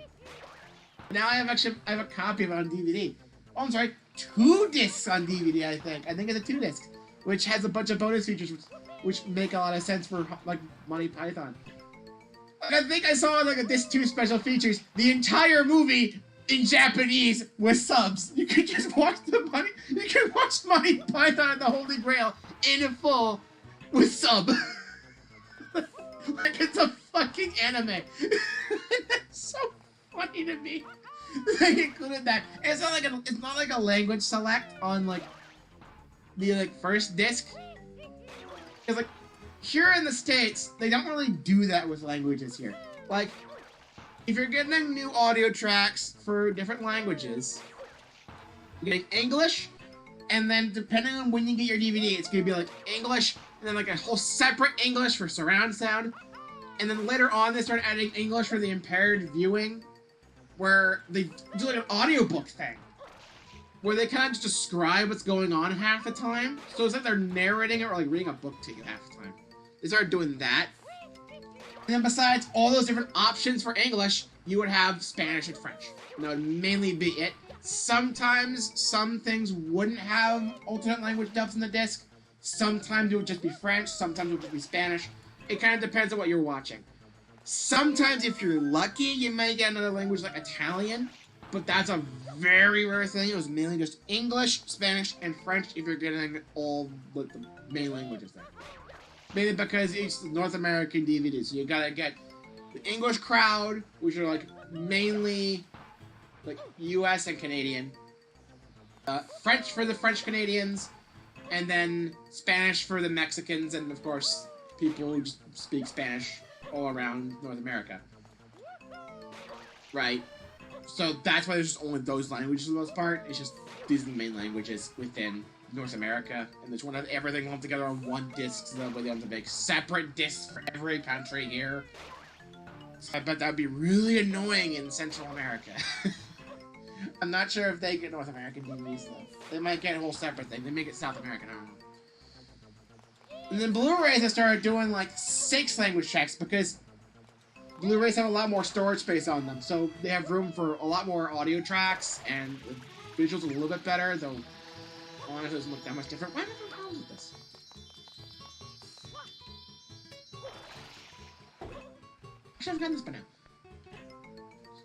But even then, with the Blu-rays, like, I don't know if Japanese is a common language on Blu-rays. I don't have very many Blu-rays. The only Blu-rays I have are the 2 Sonic movies, the fucking Jumanji movie that came out a few years ago that isn't very good, and I never watched it. I just have it because Mom's like, hey, I got you a Blu-ray player, and here are a few movies for Christmas. That way you can at least have a few freaking things for it. Like, thanks. So it was Doolittle, Sonic 1, and fucking Jumanji Next Level, whatever the fuck it's called. I only ever watched the first Sonic movie from there. Then I got Sonic 2 for Christmas this last Christmas. And then I got Lego Movie from the thrift store. So those are all the Blu-ray movies I have. The only discs I've loved so far are the 2 Sonic films, and I don't remember if either of them have Japanese things. I also really don't like the Blu-ray menus, because I feel like they lack character. And because of how they're setting everything up, like, the menus, or the base menu, just with the DVD and the Blu-ray is exactly the same. Or it's just like, movie or like big like cinematic like thing in the full screen view, and then maybe if you're lucky, little buttons at the bottom, and that's really about it.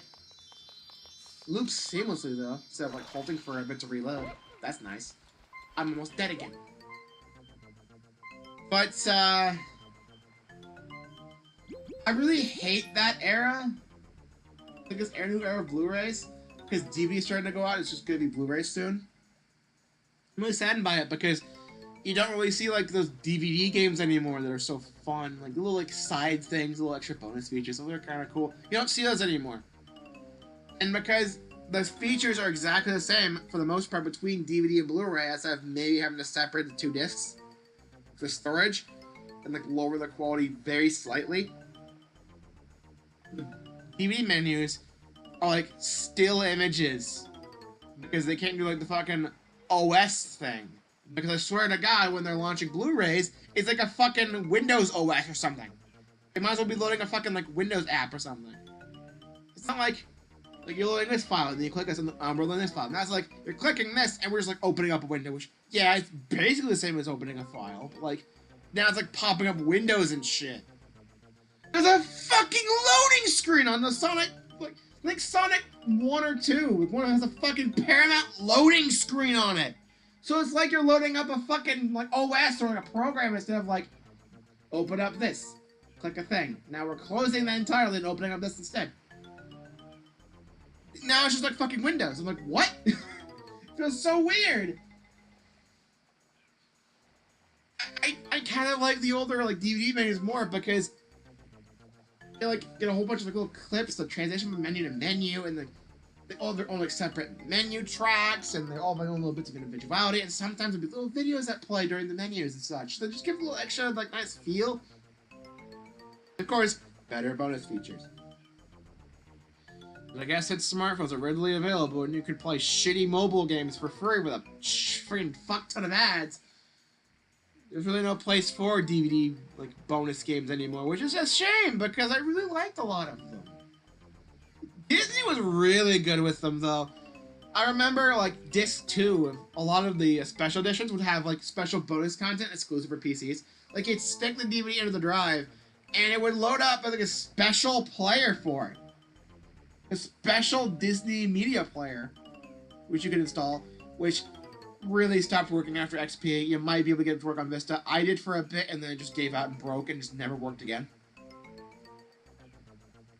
I got it to work like once for Cinderella. It worked like once. But it was like a whole like separate like bonus menu thing that does not work on the fucking DVD player. It's like a whole separate thing. Not to mention that sometimes you get like a DVD game on there where it's like I'm not playing the game right now. Where it's like a little like demo of something you could do on the PC. Like 101 Dalmatians Disc 2 had like this little like take care of the puppy simulator.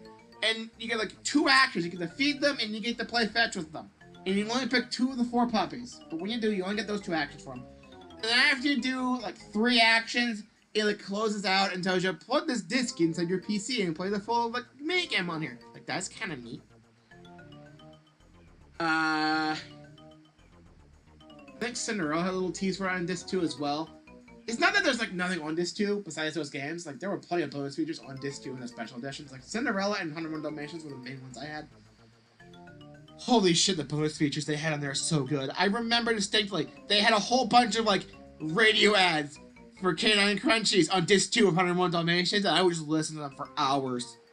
Like, I don't know if they were like actually made for the DVD or if they just had those like alt takes for the movie and they just didn't use most of them. But it's so cool to have those, and I love that. And they had the archive of the old radio ads they played back when the movie first came out in theaters back decades ago. Like, that's a really cool thing. We don't see that anymore. That sort of stuff is cool. I never had it, but I think the Beauty and the Beast 2-disc one, the second disc, like, contained all of its, like, special bonus features around, like, a big mini game, like a big game of sorts, where you're going around the castle and shit. There's like one giant game, and all the bonus features were kind of linked together in a way. All the bonus features and like special games were kind of like linked together like that. It was weird. I wish I had that DVD growing up, though. That would have been cool. I never did. I didn't have Beauty and the Beast 2. That's sorry. I missed out apparently. But yeah, like they don't really do that stuff anymore on Blu-ray. It's like it's a shame. Like, they don't really... There's, like, less character now. It's a lot more stale. Entertainment over the last, like, few years has been getting more stale and generic and corporate.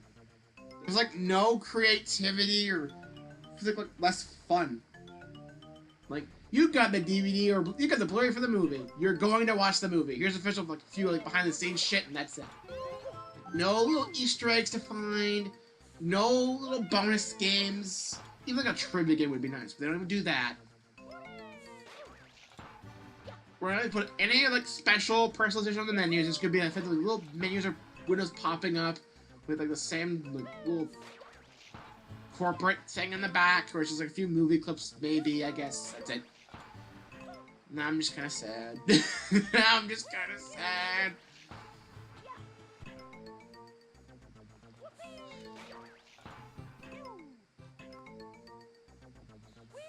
We deserve better, man.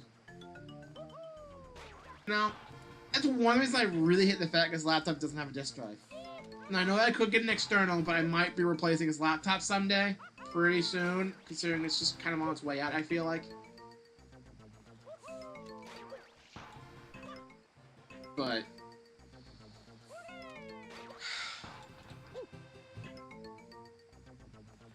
I really wish there was a disk drive so I could load up some of my old DVDs, if they still work. I did not do a good job of like keeping most of them, so a lot of them are kind of scratched up. Like some of them just don't work right anymore. It's a shame. But I would love to show off like some of the bonus features from the stuff I used to watch a lot. Like I remember like the Wheel of Fortune parody they did on Open Season. I remember like this like kind of like choose your tunnel and like play a little mini game on Flushed Away. That was kind of cool. And this doesn't really count as a game, but I remember like there was like a Magic 8 Ball with Merlin during Shrek the Third. Like Shrek the Third was a garbage movie. We can all agree on that, but I remember I loved the fucking Magic 8 Ball little thing they did for the bonus features. And in fact, on my Arthur Pooper YouTube Poop account, I actually used a clip from that. I didn't have a way of extracting the files, or I didn't have confidence to fucking load like OBS or anything to record it off the DVD. So I just loaded up I freaking like with that YouTube rabbit hole to find someone messing around with it on YouTube with a fucking camcorder. That's what the quote is. That audio is so garbage on Puckman. For that one little bit, it's because I used someone's fucking camcorder recording of that bonus feature for it. Because no one like did a full-on bonus feature for it that had that clip. Because when I made that YouTube poop and I saw them on when the red paper and pig sat behind the leaves, I thought, what if I reverse this and it's like come back tomorrow? Like that'd be kind of funny, and I did. And I guess it kind of worked out, I suppose. I wish I had access to a higher quality clip, but I didn't. I'm sad for it. It's the one regret I have with that YouTube poop. Also, the volume mixing needed a bit of work during the little like colored bar transitions, so turn your volume down for it. But for the most part, it was pretty good. Like I don't hate that one. I'm glad a lot of people watched it. So, like, I'm glad a lot of people got to see the freaking thing I did. So, I'm actually pretty proud of it. I look back on it very fondly. Not as fondly as, like, the VeggieTales Christmas Speculacular Taha, which was another YouTube poop I did around, like, Christmas and New Year's, like, 2017, 2018. It was meant to be part of, like, a big collab thing. I say failed collab entry because you can see like the rules for it like show up a couple times in the YouTube because I wanted like a little fourth wall thing. I never was like officially denied. I don't think I ever got like an email about it or anything, or if like they just said something like, "Oh, we're not putting this in." Or they just wanted to keep them like really close friends, and that was really it. And it was a fucking lie, but I wasn't put in. But I got a few compliments in the comments about how good it was, and like. Looking back on it, yeah, I love it. There are a few things that could have been tweaked with it, sure. But I do like a lot of the gags I did for it. The freaking name for it, I didn't have a name for the project for it until I just messed around with like weird sentence mixing in quotes for it. And I made Larry to say, speculacular. That just became the name of the project. It just kind of stuck. But yeah, I actually really like that one too in retrospect. I also have no idea what the fuck that last clip was because I was just kind of wanting clips that kind of like had like a certain line in it. Like I wasn't gonna say like, okay, that's enough. So I type in, okay, that's enough, and I find the fucking like really low view video with two cats fucking fighting. I make fun of that in the fucking YouTube poop. And then the end gag, like after it cuts to black, is like this movie scene where it's like, go home and get your fucking shine box, and then someone just smashes a fucking glass on the bar counter. I don't remember what the fuck that was. I don't remember what the fuck that was from.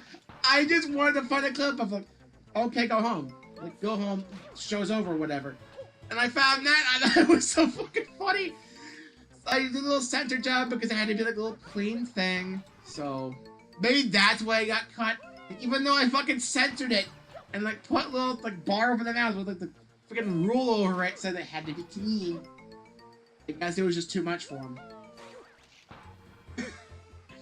But I don't even know what the movie that I got that fucking clip from. I just looked up like go home and looked up like a really short clip and I just fucking went with it.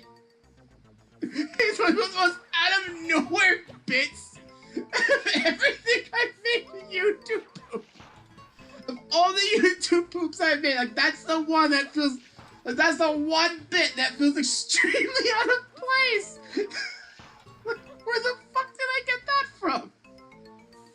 And of course the volume mix is a little bit off at points. It was oddly loud during the Buzzsaw Louie cut the rope scene. For some odd reason, I don't know why. I don't know why. I don't know if I like accidentally overlaid the audio track over it or what.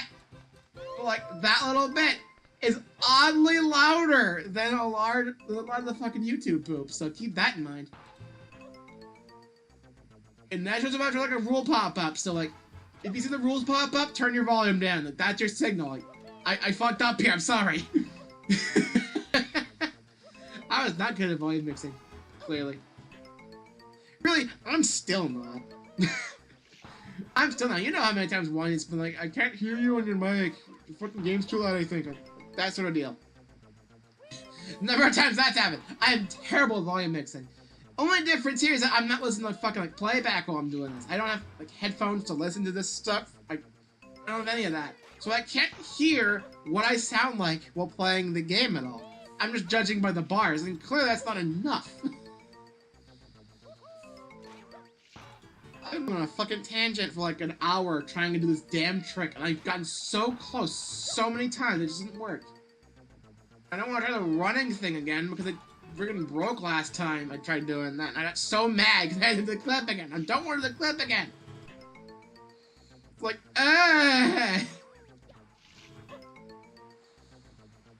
But yeah, I got some good shit at the thrift store.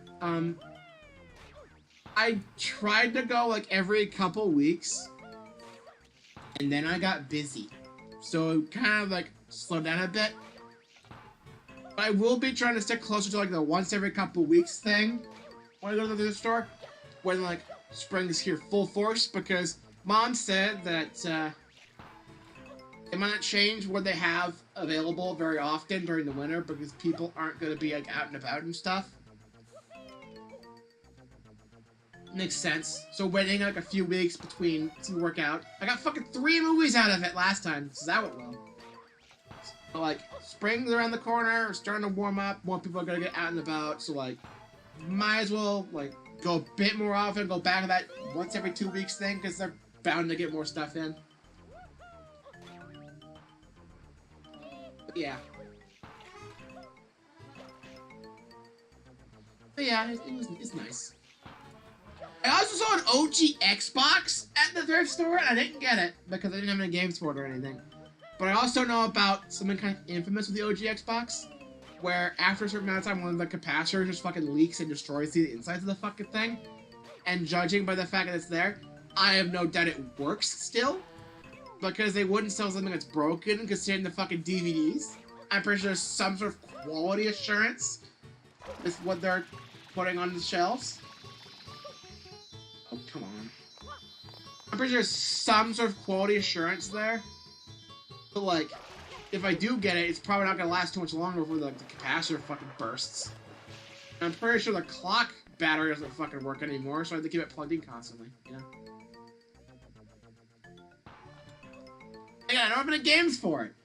The one thing I would have for the OG Xbox would be my DVD of robots, because there's a fucking demo for the tie-in racing game that you can load up in your fucking OG Xbox, and it works. They put like a little like semi-demo thing, like a little trailer video for it, like on the DVD. Like if you put this in an Xbox, you can put a little demo for the actual like tie-in game. That's kind of neat. They put that on the fucking main DVD. That's pretty cool.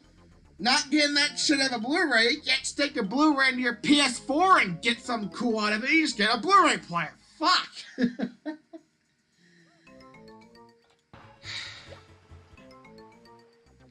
Come on, man. Blu-rays are so corporate and dead. And the newer DVDs were just freaking taken out with them because they're just Blu-rays with more static menus.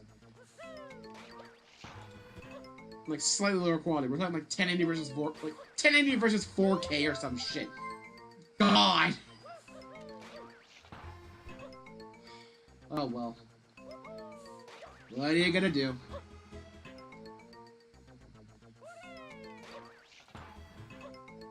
Hashtag bring characters back to Blu-ray. bring love and care and little bits of charm to your fucking Blu-ray menus. Don't just make it a fucking Windows OS. Come on. Don't make it like you're fucking clicking pop-ups. No, please don't.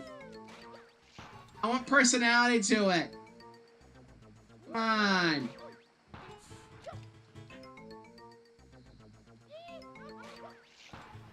I swear the best time for entertainment was like the mid to late 2000s. Like after that, things started to take a slow nosedive, and now we're just here. Like there's some good shit here and there. But wow, it was a lot more corporate, and the creativity on a lot of things is just dead. Originality's falling apart because Hollywood's just doing the same old crap over and over again. But nothing new because they know familiarity is gonna make more money in the box office. No need to try anything new. So sequels galore, everybody! Sequels and shitty remakes! Creativity is dead. That's all I'm saying. I'm sad about it. Do better. Do better.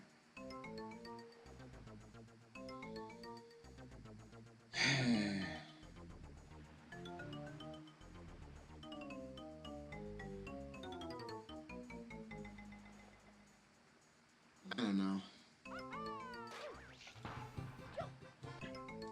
Entertainment's just a lot more sad now. It's still good at plenty of points, but now it's just kind of... ugh. For a lot of time, they're also trying to put politics in entertainment a lot more. So like, everything's political and whatnot. Like, not everything has to be fucking political. Like, I want to watch a movie for entertainment value to escape the real world. Just don't put that shit in the movie. Especially because you're terrible at writing it, you're forcing it in for no reason.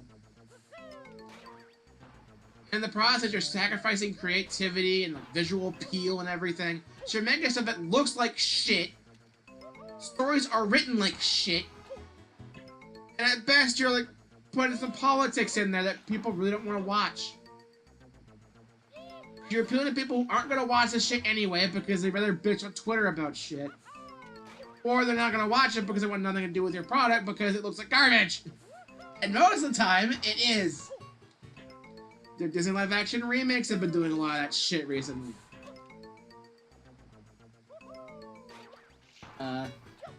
Ghostbusters 2016 was like the first big example of it. That was at the mark that something is clearly happening. I was like, first it was like super noticeable. But I think it was like a slow change and it just became really big around then. And it feels like they're not really letting up. There's a reason why some people have named like Wave 4 of the MCU, the MCU. Like there's a fucking reason for that. Like She-Hulk was like the fucking norm that wave. What the fuck? That's coming from a guy who didn't really watch much Marvel. Like, I watched like a few things here and there. Like I watched the OG Ant-Man. That was a pretty good film, I guess. Thanks, freaking Spectrum free movie listings. That was fun. And the Spider-Man movies really don't count most of the time because they're made by fucking Sony. They use a Spider-Man name, but it's not part of the main MCU for the most part. So like he's kind of his own separate thing. But those tend to be a lot better. I still have not watched Spider-Verse. I'm sorry. I still have not. I should. I know. But I haven't. And I'm sad about that. I'll get a copy of Spider-Verse one day, but I don't think many people are going to be putting that at thrift stores. I think they want to keep their copies. That fantastic film. Fantastic from what I hear from fucking everyone on the internet. That's why I don't like popular things for the most part. Like, either it's something I'm not interested in and I don't get why people like it, or I just get infuriated by it. Like, why do you... I don't like this. Why? I should like this, but I don't. Like, what the fuck? Or just get angry about it, whether it be rationally or irrationally. Smash Brothers. But a lot of times, I get kind of sick of seeing the popular thing. I see it so much, and I'm like, I don't want to do anything with it because, like, I'm tired of seeing it. I'm already burnt out on it before even messing with it. And that's not true for every popular thing, but a lot of them, especially in the video game scene. It's... Got it! There we go. It's a bit rough for me, so like a lot of times I get kind of burnt out. So I don't really go with the popular thing most of the time. Not to be like a contrarian on purpose most of the time. It's mainly just because like I want nothing to do with this. I already show like next to no interest in the thing, and then the internet fucking spams it fucking constantly because they fucking adore the thing. And then I'm like, I'm tired of seeing it. I'm getting infuriated by seeing it. I don't want to see it anymore. I get annoyed by it, and I shouldn't be feeling that way. Or something that's even good. So I kind of just steer clear for the most part, which is kind of a stupid way of doing things, yeah, but I don't know. I'm also the type of guy who doesn't really like going on bandwagons much. Like, sometimes I do, but most of the time I tend to steer clear because I don't want a situation like Mom to happen to me specifically again. So to be fair, hers were mainly more negative, fucking follow the hate bandwagons where it's like, Pokemon is demonic. We have no info for this. Our kids just really like this thing. They're all grouping together for it. I'm concerned. I'm scared. We're gonna think super irrationally about it. Because it's a fucking parenting problem, I guess. I don't know. Mom's still stuck on that, by the way. She has no idea I played Fire Red or fucking Violet. She has no idea I have Violet. She did catch me playing Sapphire back in the day and made me fucking delete the ROM. So I had to pirate it because I wasn't gonna be able to get that game. I was like fucking 12. I didn't buy the game. And if I couldn't play the Game Boy Advance outside of the house because of Mom's garbage rule, like, it's a portable game. Only play it when you're using it portably. You have your fucking Wii at home. Even then, back before I had the Wii, it was also still a rule anyways. What the fuck was that about? Whatever. I think now we're just gonna save Yoshi and not think about this ever again. I'm also glad I got him right here, because every time you save him from Shadow Mario, he's preset to bananas. Every single time he wants bananas. Always wants bananas. Always. I was not facing you. How did you eat that? Watch. Right here. So, I was like this, and Yoshi absorbed the bananas through the egg, which I still don't get how he does that. Hey! I didn't fucking move, he just fucking ate the fruit from my hands! What the fuck, dude? I know you're like a paint goop monstrosity thanks to Bowser Jr., but like, what the fuck, dude? You don't want to be a fucking dick about it, God. Asshole! Anyway, for the sake of not having to do the fucking Serena anytime thing, like, get out of here. Fuck that. I'm done. So, now we're gonna be doing some more clipping. So, the way you're supposed to do this is by, writing the boats. Write the boat, it's over there. So the center bit over there. You wait for that boat. You ride that boat all the way over to that island over there. You spray some goop with your fucking juice vomit, and you jump in the pipe. But it takes like 5 fucking minutes because the boats are so damn slow. So people became desperate to find fucking shortcuts. And one shortcut that people do know about is the like banana clip. Where you kind of go along the side of the pipe like this and like throw a banana at just the right time. I haven't done it like once. But I have done it. And I did get a clip of it, so I can show you guys.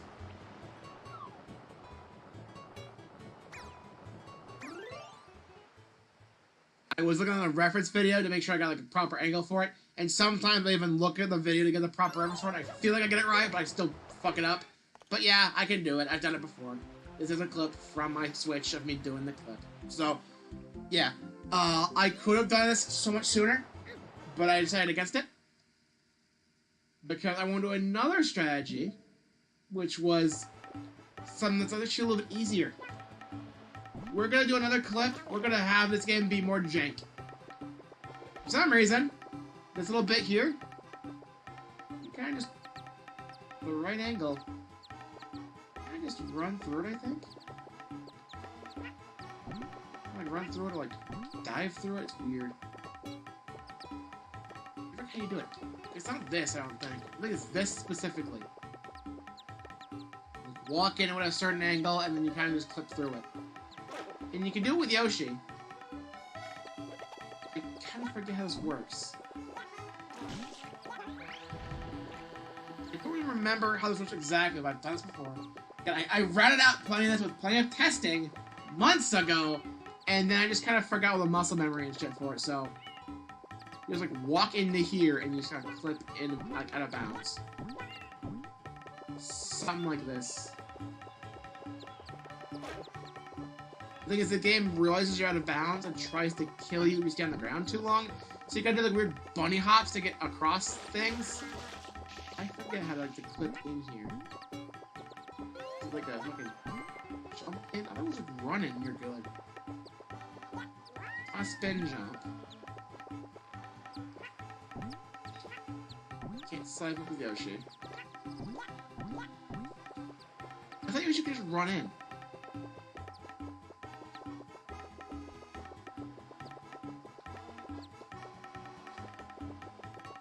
I don't remember how to do this. I don't remember how to do this anymore. I thought you could just run in.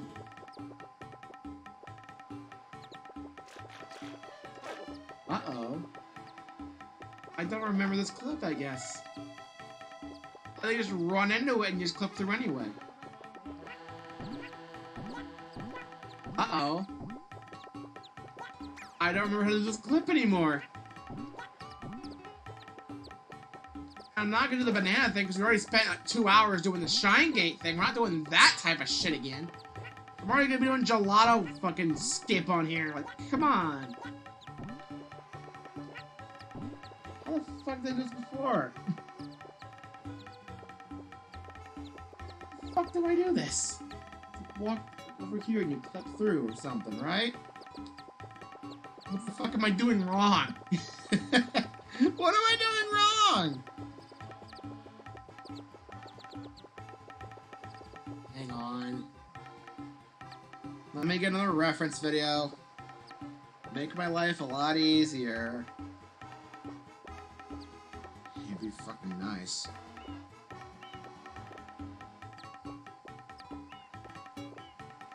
Let's load up. Let's see here. Pause the game so I don't drink my juice. But I could just eat something, I suppose.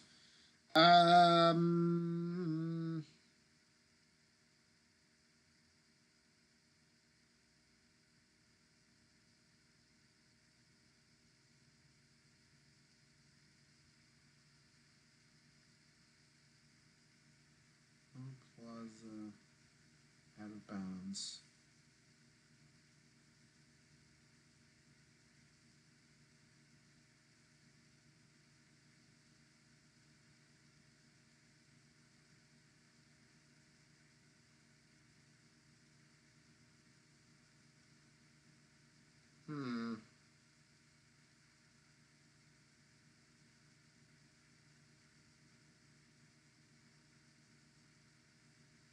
which what am I doing? I think I had an old DM conversation with Ness. We had like a fucking playlist.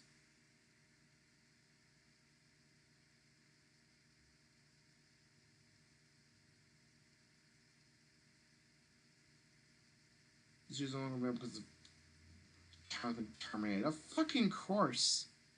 That's what happens when you're playing shit out fucking 3 months in advance.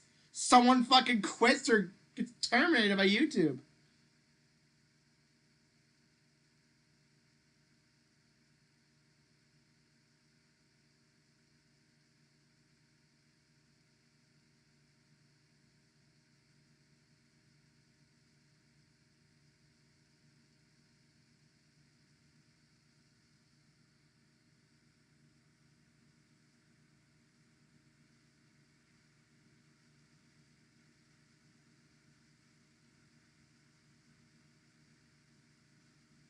I'm looking up so many videos right now.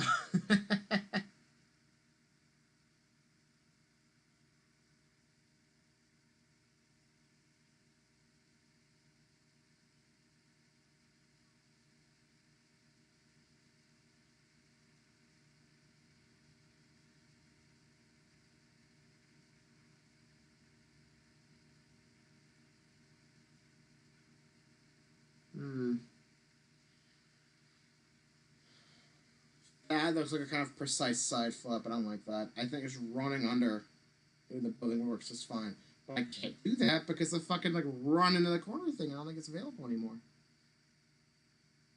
Wait, let's try this one.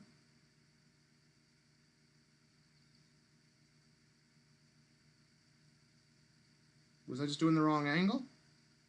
I think I was doing the wrong angle. Hang on. I might be able to do this yet. Hang on. I think I got it now.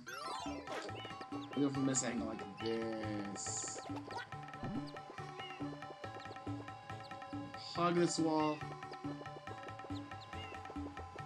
Clip through eventually. Nope.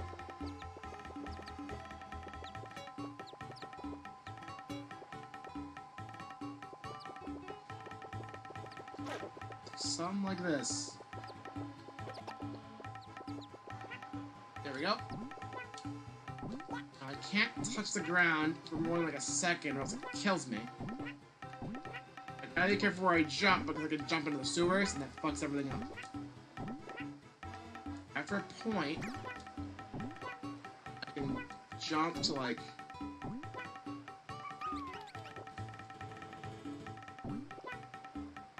here.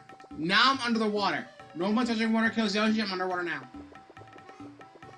And I can just kind of go up and out of the water. Sure. Hey. Hi, bird. What you doing sitting on the water like that? Here, birdie.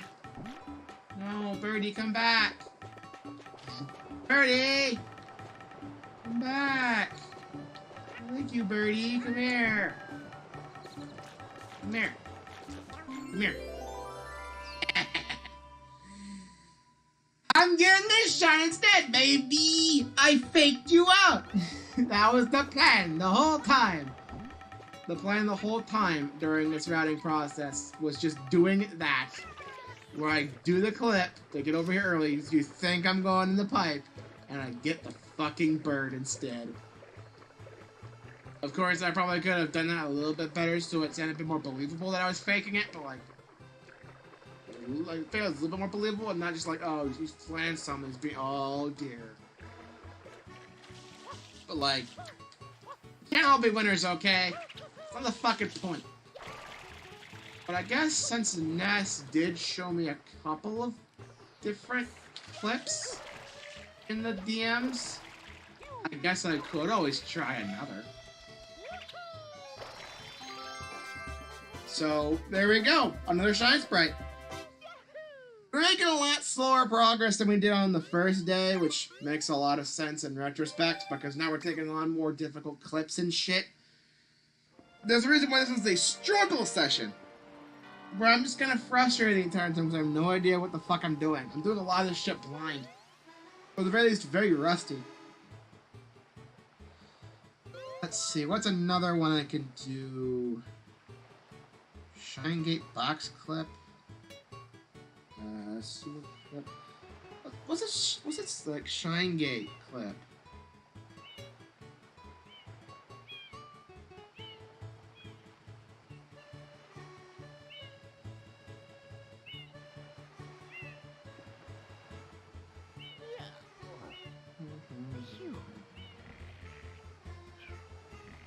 Get Yoshi, obviously, yeah. And then you go to the Shine Gate and dismount in the air.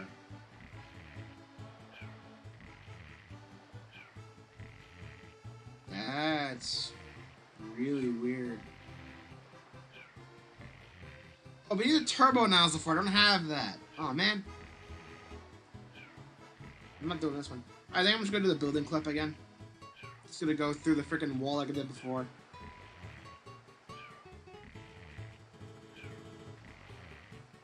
So, I say your banana clip via switch clip? Yeah, I showed that. And then just do the fucking setup again. So I'm gonna get Yoshi. But also, you may have noticed I ate that bird in one shot. Normally, you can spray the birds. And it takes 3 shots to kill them. They turn into like plentiful and shit, right? Yoshi, eat them, they're gone in 1 hit. You eat them, they're just done. The collectible just there, ready for the taking. It's just so much more convenient because fuck shooting the bluebirds! And sometimes you have to because Yoshi ain't available everywhere, but like, my god, sometimes, man, sometimes it could be a pain in the ass. You know? I'll be glad when I run into some of the easier stuff where it's like not just clipping through shit that takes fucking 10 hours to figure out how to do. And we just do like more fucking around because more fucking around we do, the more fun we're gonna have in the long run because we're actually making progress and doing weird shit. Not just doing weird shit that takes 3 hours to pull off and annoying the fuck out of everybody, but because I'm either doing tangents or being completely silent and there's nothing to do with the game and... Anyway, we're gonna do the same old building clip. Just like before.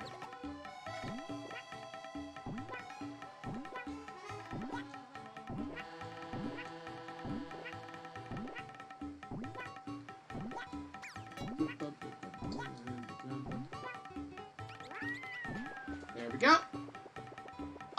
I was kind of cutting it close there because if you don't do it quite right, and if you're like touching the out of bounds too long, it counts as a death plane. Mario will die. I have to do this, but I'm gonna see if I can get a good shot of Juice Bonnet like this. I killed the campfire and I did it! There you go. Yoshi, it's been fun. But I think it's best that you be on your way, man.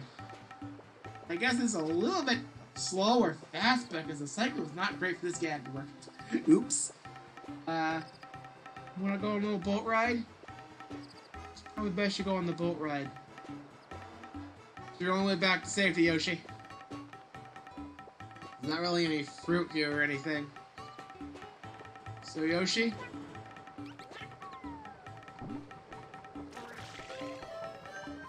Be free, buddy. Farewell, my friend. Goodbye. Bye. I'll miss you. Well, the adventure continues. This is one of the most infamous shines, just like Pachinko. That is death water. Touch it, you're done. Any idea?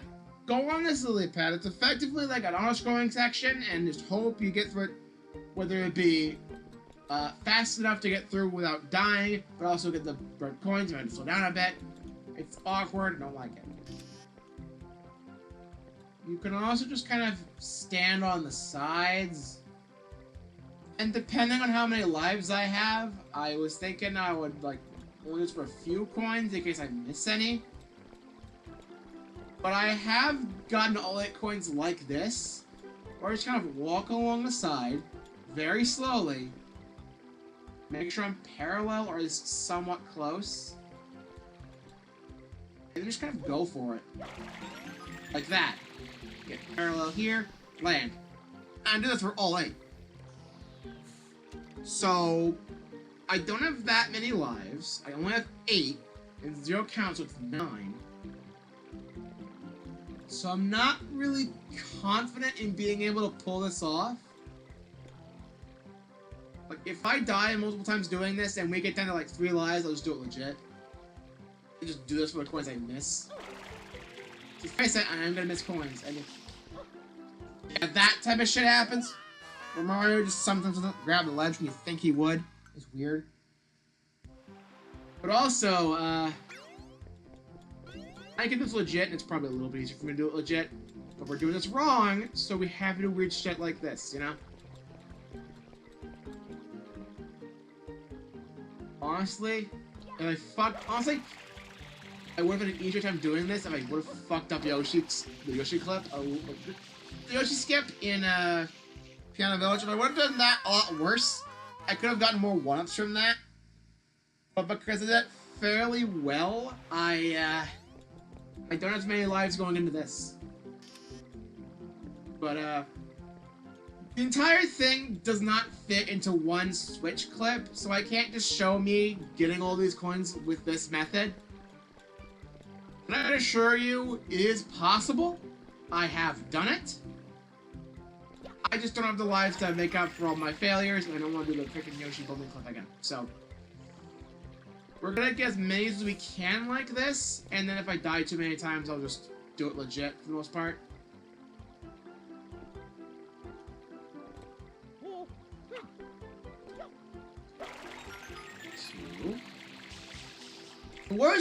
The worst ones are the ones that are like on the turns, because aligning yourself back onto like the sidings is actually kind of difficult to do. Honestly, part of me was thinking I would do all of these coins with this backwards, start with 8, then go back, and then either ride the lily pad or just walk back like this. But I felt like I was just tempting fate, and you saw how I was doing the first 2 attempts. Like, it's not exactly easy to do this shit. I'm not some massive pro at this. Some speedrunner could do this. I'm not that, okay? So keep that in mind. I'm not, like, the best Mario Sunshine player in the world. I'm not even good. So, like, I'm not really doing, like, the most optimal shit. I'm not doing this, even at the weird, like, shit like this, I'm not even doing, like, very well on. I'm just playing kind of okay for the most part, really. It's a bad jump, it's not gonna work. He did. I would have been fine, but Mario was like, no, I'm slipping up now. Okay. We're gonna keep trying this until we're down to, like, 3 extra lives, and then I'm just gonna do it legit, because I feel more confident doing it that way. In the times where I do miss it, if I miss any coins, I can just do this to get them back.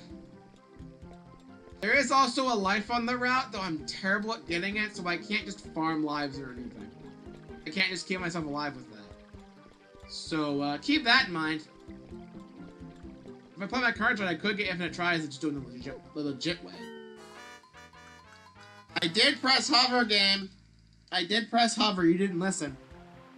That's another problem with this. Sometimes your hover just doesn't work. Like there's some weird input delay with it. It's stupid. Last try with this method. You saw what I was doing, and it's a good backup in case you missed any of the coins, because going back on this is a complete mess. And there's a pipe back there, and you think, oh, do that, resets the area, you can try it again. Nope, back to Delfino Plaza. You have an exit area button. What is the point? Besides fucking with the player. That's mean. Fuck you, Nintendo. Especially because this is the one they hide behind a fucking 5-minute auto-scrolling segment for the most part, where you're just doing nothing for 5 fucking minutes. It's like they knew. It's like they wanted to piss you off.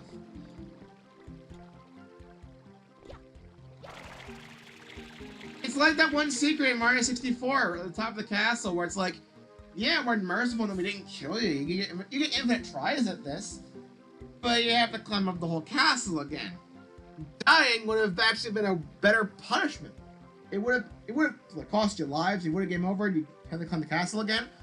But no, we gotta be like fall for a long time into the water outside, swim out, go inside, climb the castle, then go back in. It's like they want you to be pissed off. There's so many secrets. They don't do this for Galaxy at all, which I'm so glad about. And honestly, it's kind of its own separate beast, which doesn't really count, and we're just gonna do it legit.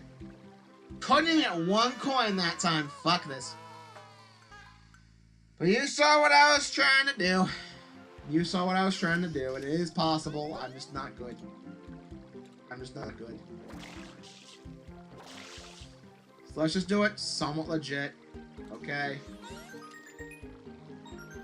As legit as I can. Already going a lot better, see? And we fucked it up. Go for the life, go for the life, go for the life. Got it. Let's see if I can get the rest of the coins, though. Nope. Fuck that up entirely. You did. I'm alive! So now I have to backtrack for those coins and do it like this. Little extra thing. Make sure you don't grab that coin before doing this backup strat. Because that means one of your last coins is actually going to be above the water, and that could really disorient you, and it might fuck with your hover, and you're just dead anyway. So if you're going to do this backup, please get the 8th coin last. Also, please play better than that. Also, the one up there definitely helps. It's not that bad to get, honestly. I tend to miss it most of the time because I just don't care.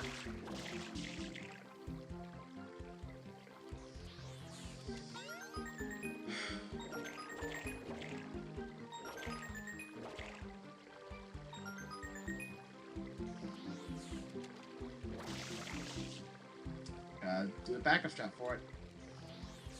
Probably put one up too, so that's a life lost. Fuck it up. This is like this was last time. I thought I was better at this.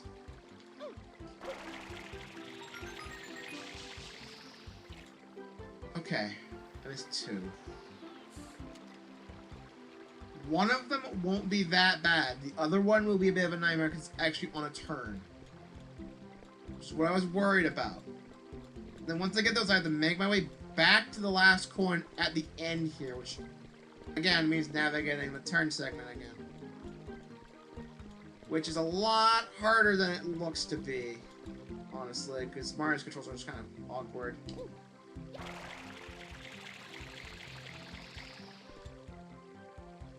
I also have very limited water, so I can't fuck this up too much or else I'm just dead.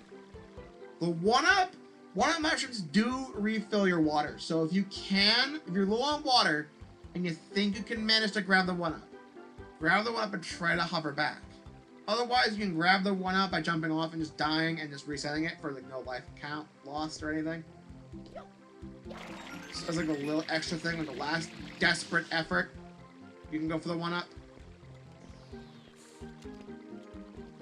But if you're just doing it for the sake of grinding for lives, A, bad idea, and B, at best, it's just a free, like, you fucked up, but you don't have to worry about actually paying the price at all type deal. And at best, it's more like a, you come out on top because you did this on your first try, and you refill your water, so you have, like, more chance of, like, coins and shit. Think of it more as a water refill and, like, a I'm fucked, just take me out type deal than anything else.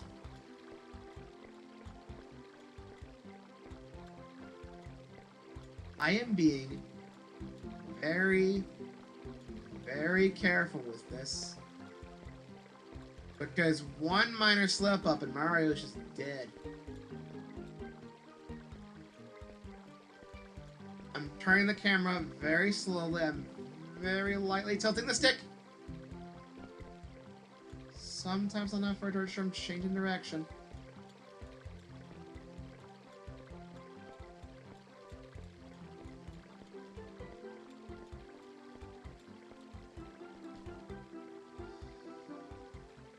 This one's the hardest to get the backup on, because you have to kind of get to that railing again.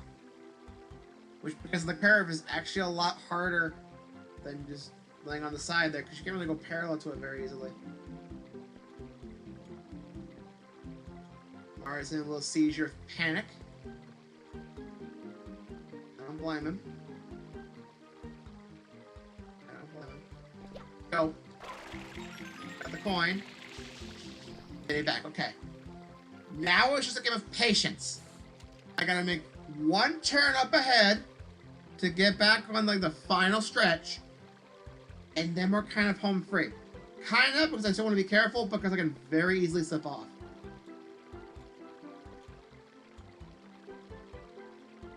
So I need to be incredibly careful with my movement here. We will be here a little while. Not exactly elegant with my camera movements either, because I'm not great with analog sticks. I'm a D-pad type guy. If I want to move things a little bit, I tap. Something very little. It's just really awkward. I'm not sure if it's a problem with me being used to D-pads and like keyboards, or if the sticks on the Pro Controller are just garbage. It's hard to tell, really. I also wish that the Pro Controller here either had notches on it, or you could simulate the 8-directional like, GameCube notches for this game. Because, God, the freaking, like, Gelato early clip we're going to be doing right in a second here is a lot harder with that little notch giving the exact up. Because a couple of degrees off, your camera's fucked and you fall off and you can't get the clip right. And I wanted to try like the newer setup they found last year. We kind of like set up a coconut in a very precise spot and you kind of dive into it and weird shit. But the setup doesn't really work quite right on the Switch version because they made the A and the B button both allow talking. So you can't just jump away from a character when you're in talking range. So they kind of patched out that method before people found out about that method. And it's dumb, and I hate it. This is supposed to be basically the same game as the original. It's not, because you're controlling with a controller it's not really made for. Game controller is apparently a better way of playing this game than the fucking Pro Controller. It's like Mario's Moon is more designed for the GameCube controller.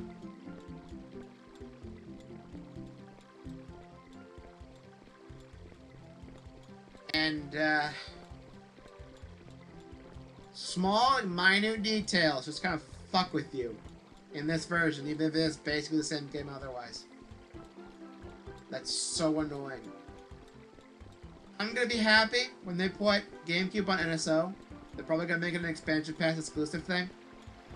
But when they do, they'll probably put the 4x3 Sunshine back in. It's gonna be just like this. And it probably won't be that bad.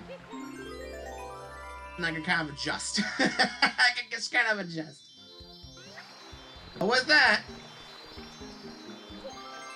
that's the end of my basic route that I got back late last year. This is as far as I got with the routing.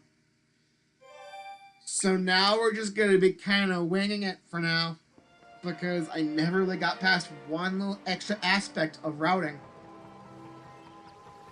I tried for a couple hours to get it, but because of the weird precision, because of the Pro Controller, I couldn't do it. And even then, I did not route anything after. I did not route any blue coins in it. So we may have to backtrack at a certain point to get blue coins. I miss, because yes, some blue coins are mission exclusive, and I fucking hate that. But ladies and gentlemen, I'm going to be doing fucking gelato skip for the first time. Hopefully successful in the next 2 hours. I got close during practice. I didn't like completely fail and just couldn't get anywhere with it. I got close. I just didn't quite hit the mark. A lot of it because this controller does not have any notches. If it had notches or simulated the notches of a GameCube controller for this game, I would have gotten it. 100%. But, that's not the case. Because I know the setup. I can pull it off, mostly. It's just my angle gets fucked over by the 1 degree wrong of movement. Because of this controller, that's not possible on GameCube.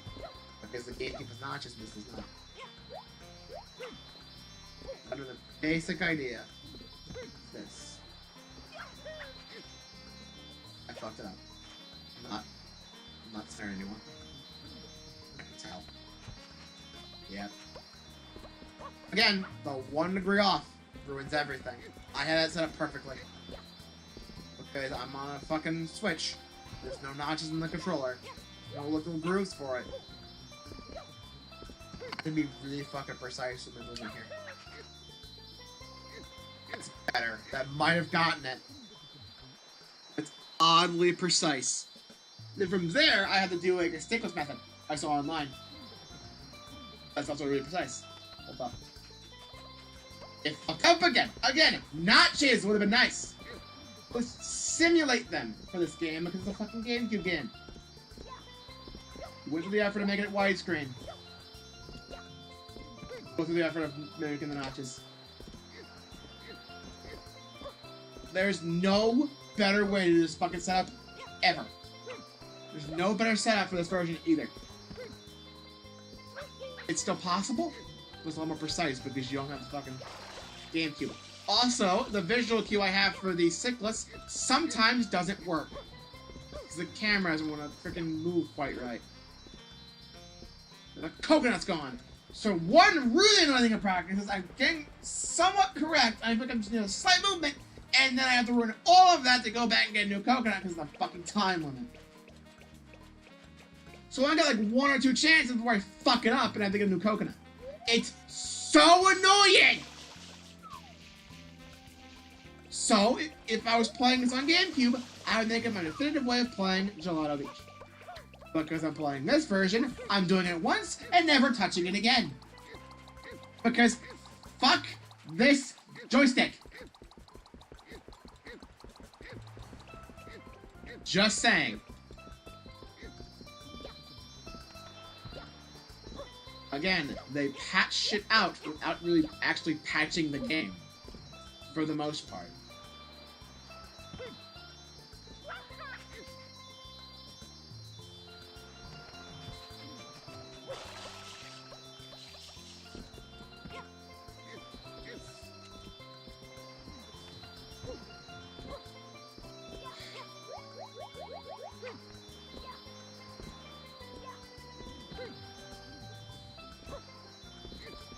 Trying to bring side flips there, game. Why did you not recognize that? You stupid? You blind? Dumb? Deaf? What's wrong with you?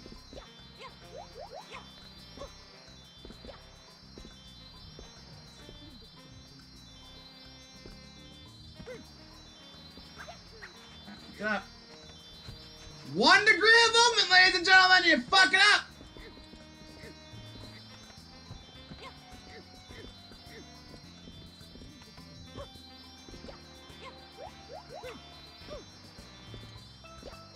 Why did you do that?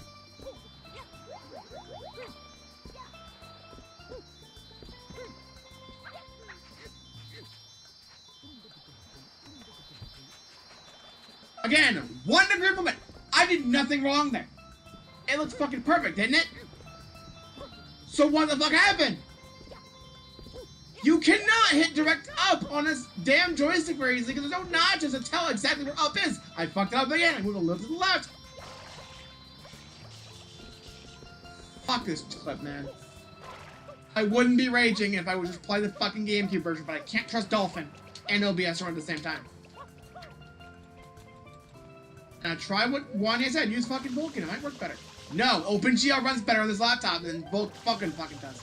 Vulkan runs like shit. It will lag in places where it did not lag in OpenGL. Fuck off.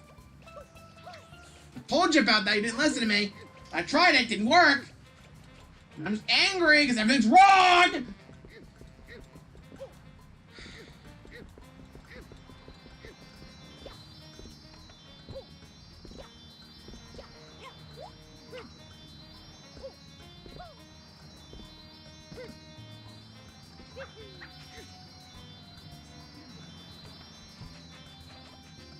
What did I do wrong? What did I do wrong? What did I do wrong?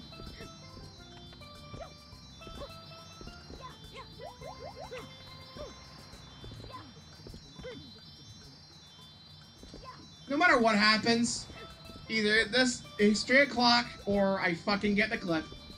Whichever one happens first, I'm ending stream. I'm not doing this anymore.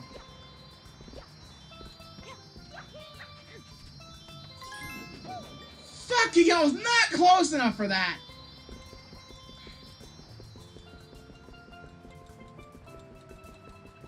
You know what? Fuck it. It's there, I'm gonna grab it.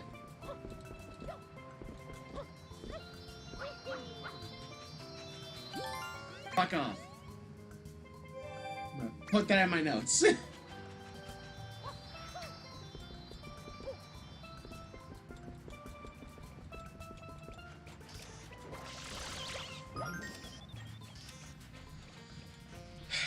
So either I get this within the next couple hours, or I'm just done. I'm gonna fucking beg and cry in the fucking speedrun community, being like, someone find a setup for this clip that's actually Switch friendly.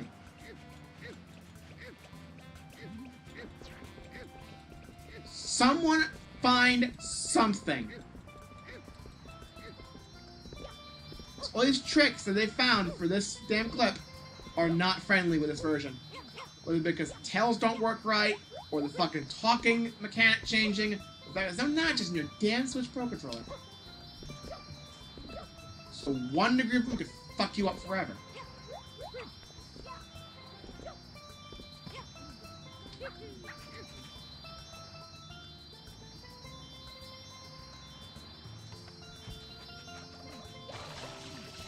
Almost had it there.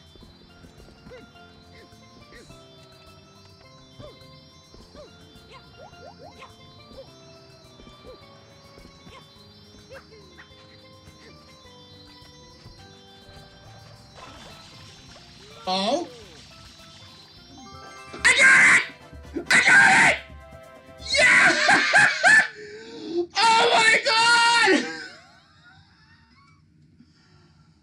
Oh my god! I was trying like 3 hours to get that last night and couldn't fucking do it. And here I go getting in 10 fucking minutes after bitching about it. I have no idea what to do next.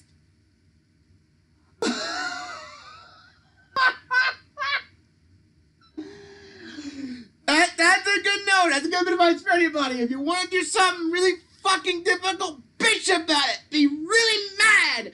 Be mad about it. It's fucking garbage, and the game will pity you. Oh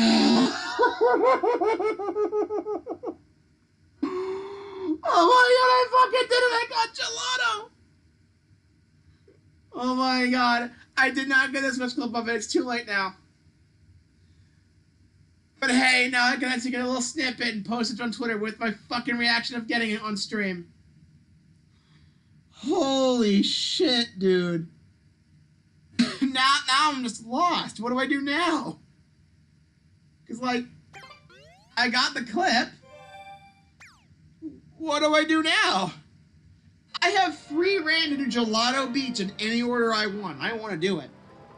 I know I'm going to be doing episode 7 last. But, like, what the fuck do I do now? I don't have Gelato Beach running out at all. And I said I was going to end it after, but, like, I didn't expect it to take 10 minutes. I thought it was going to take another, like, hour and a half. But I tried this, like, 3 hours last night, and I did not get it. I have free reign over where I go in Gelato Beach right now. I have no idea where the fuck I want to go, because I have not read out any of this. I have not read out Gelato at all. I have nothing. I don't know where to go. Well,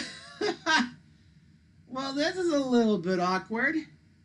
I was expecting this to go on for another hour. At the very least, because I thought it was gonna, you know, mess up the fucking trick that long. But I somehow fucking got it with this shitty controller. GameCube is better for that, 100%. But I somehow did it. I somehow got the fucking clip to work. And got the stickless thing, too, where I did the thing in the background, like the line, the shot right, and I fucking did it. I fucking got it. And it's on video for the world to see. I can't believe I got that. I can't fucking believe I got that, dude. Okay. Well, in that case, I'm a man of my word. I don't know what I'm gonna do now. But, I guess I'm ending stream. But before I do, since I do have free reign of all 8 episodes in this level, what's stopping me from doing the watermelon legitimately without anything else being available? You know? What's stopping me from doing that? What's stopping me? Let's freaking do it. Let's go. Let's do watermelon legit. Here's the thing. I don't know if it's easier in this version or if I just personally never had any trouble with it. The Watermelon Festival was not that bad for me. And I've been like 400% playthroughs of this game, and the Watermelon Festival really didn't give me much trouble. It gave me a little bit, because the Cataquacks are a bit of a pain in the ass, but not as much as people commonly talk about. This is one of the most infamous shines in the game, because yeah, it could be kind of annoying to do. But I never really had it really be a massive pain for me, personally. Like, little issues here and there, yeah, but maybe the game's just been merciful. I'm fully expecting it to be a massive pain in the ass now because I said something about it and I fucking jinxed it. And also, I haven't fucking done this in, like, fucking 3 months, but, like, I'm probably gonna have an easier time with this than I ever did with that damn clip. Because it did not take me 3 fucking hours to do this. Legitimately. It did take me 3 hours to get the fucking gelato skip clip. Just saying. Here we go.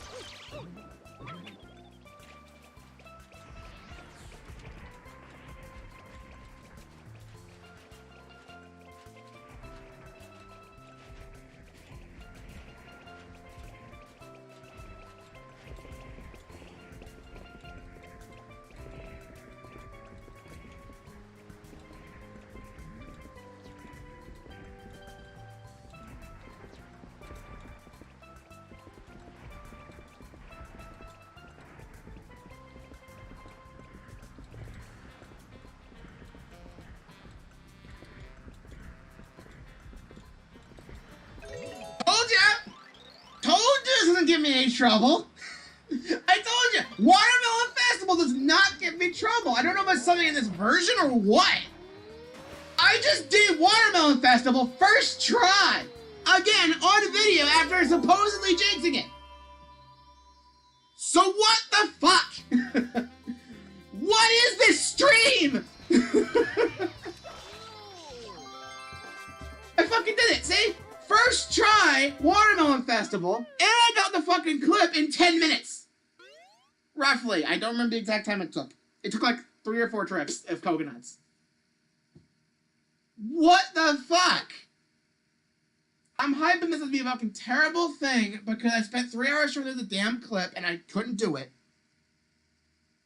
Only then get it in 10 minutes and then do Watermelon Festival first try. What the fuck? What is this? What is this garbage?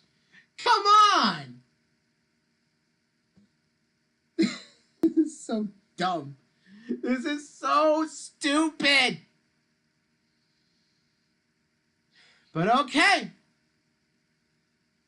I'm still a man of my word, though. I said I'd instrument for getting a shine. And, well, I have nothing else to run it out. I honestly thought that would take longer. So, I'm gonna get back in touch with Ness Kessler about this. He's currently recovering from a, I think it was like a collarbone issue. Like, he was riding his bike and crashed and he broke his collarbone. He went into surgery for it during last stream, and he's fine. It's gonna take him a few months to recover from the surgery and stuff, but he's okay. He's doing fine. But he's probably going to be staying, like, more at home and such. He's probably not going to be, like, putting too much strain on himself. So, he'll probably be more available to write out stuff. Hopefully. So he can relax, and I can be the one to deal with all stress. He can let it out all on me if I have to. I'm the one who has to suffer now. You've suffered enough, Ness. Let me take the pain and burden. I mean, you still have to recover for 3 months because of the collarbone stuff, but, like, you can give me really difficult tricks to do, and I will fucking do them. I say that now, and I will fucking jinx it. I know at one point, I'm gonna have to do the fucking Serena secret thing where I do it the clip above the damn boards because fuck that casino segment.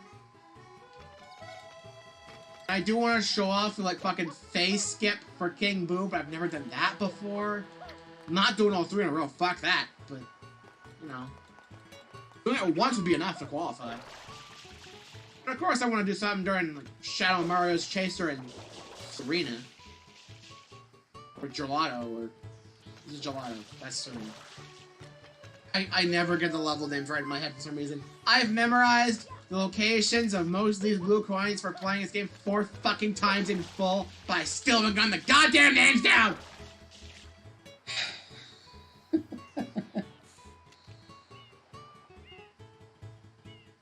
Whatever. I don't know when I'll be back to doing this. I know next Thursday's stream is gonna be Mario Kart because of Wave 4 being out. That's gonna be a fucking party. But when I come back to this, I don't know. We might not see this until, like, late this month or, like, sometime next month. We may never see this again. Who knows? I maybe just be done with this project and never turn back to it. I've already made it like a small series. We're already 2 streams in. We've been doing this for like 8 hours. I feel like I'm in too deep now. I feel like I'm in way too deep now to turn back. I'm sorry. I have to at this point. I feel like I have to. You know? I'm in too deep, man. I'm in too deep. I will, however... I said I was gonna end it. I don't really see a better time to do it. It would take some time to get right. And it's another fruit clip. A lot of those today, apparently. I've done this before during Max % Pre-Peach. And I was trying that. And I got all the blue coins for it.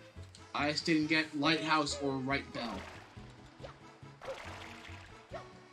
My goal is to get inside here and get this blue coin. Once you get it, there's really no way out unless you, like, reset your game. But I want to get it, and I guess that could be incorporated into the route during session 2. So, like, sure. I just don't remember if it's a coconut I have to do it with, or if it's a banana I have to do it with. Maybe it works with both. I think it's a banana, though.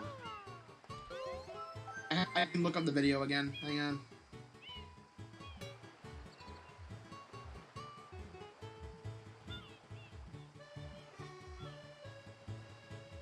Give me a quick second here to load this up.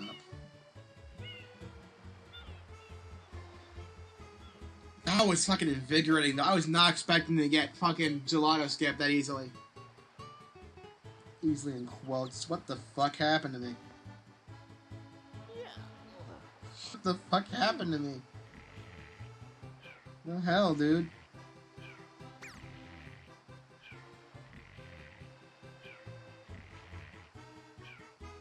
What the hell? I have no words for what the fuck I just did. But I did it. I fucking did it.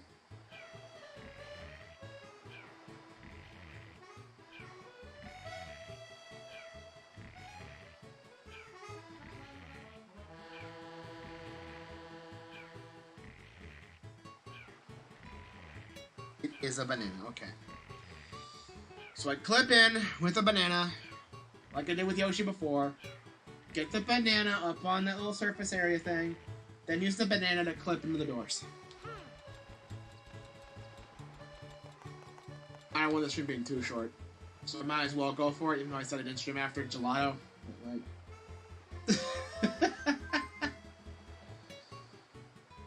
I don't know what I'm gonna do next. I'm just going in a completely different direction at this point. I'm just not lost.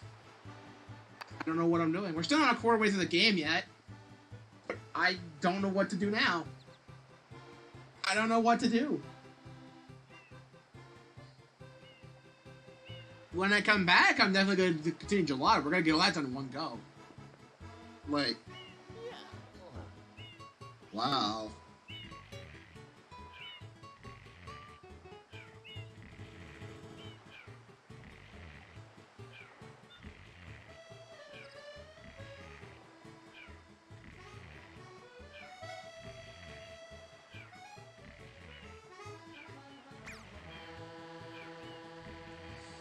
Look at the video again just to see.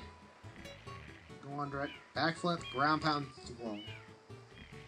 Only one shot at that. Alright, let's go. Probably gonna actually need to keep this out. I don't remember how to get in the clip this way. He was like, yeah, that. Be careful not to jump into sewers.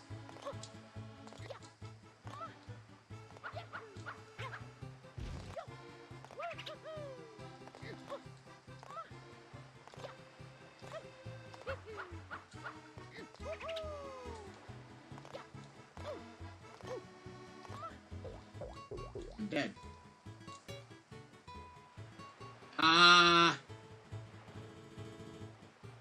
I think I did it wrong.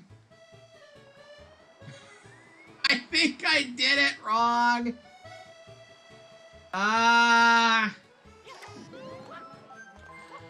Kill me. What the fuck just happened? I've never seen that happen before. What the hell? Oh, let's try that again.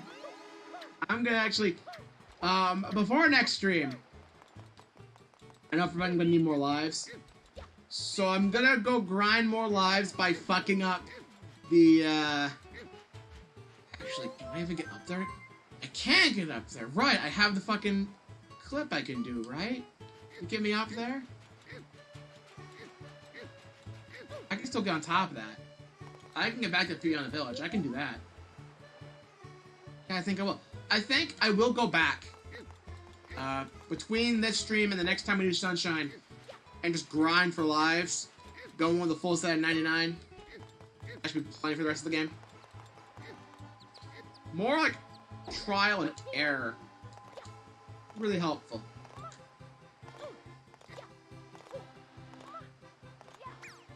Okay.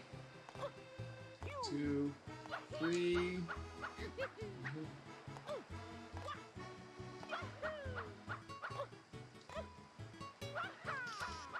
Actually, maybe I should throw the banana first.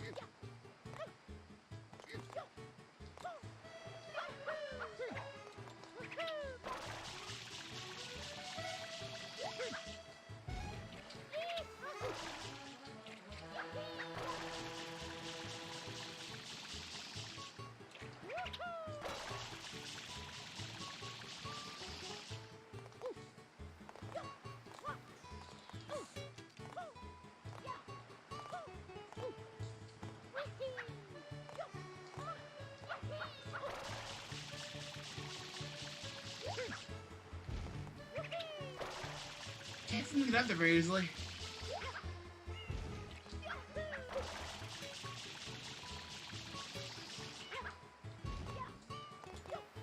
Sewer, save me! Sewers, please.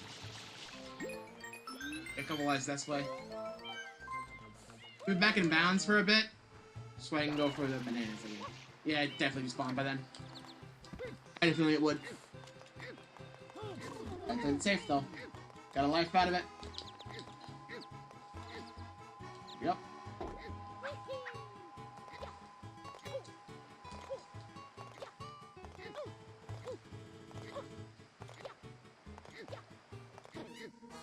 That was too much? I thought I was off the ground long enough for that not to count. What the fuck? Okay, I thought I was off the ground long enough. As you can tell, it's massively inconsistent. Clearly, it's not too happy about me doing that. Actually, check something. So backflip gets me. Don't like how it shoves the camera.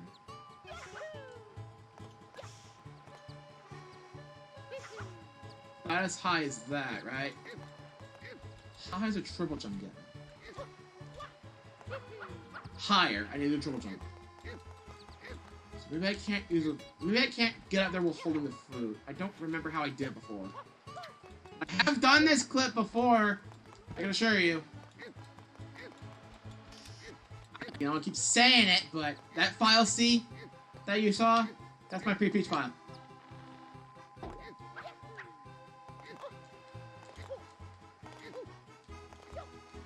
Sewers.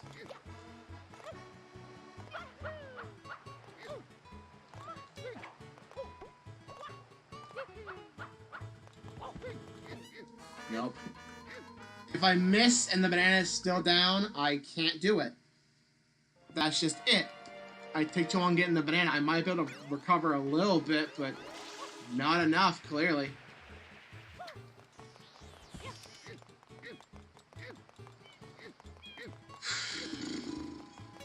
I'm very inexperienced here.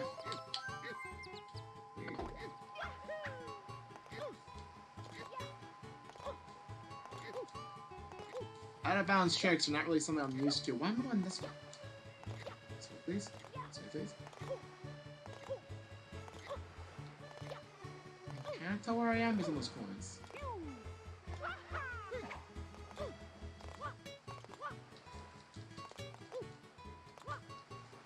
I'm being stuck on.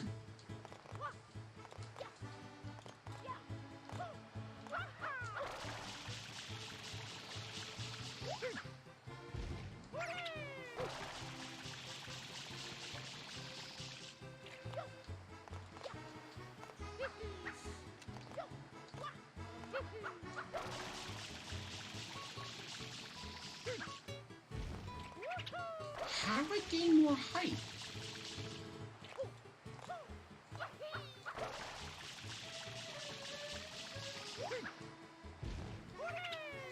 I can't reach.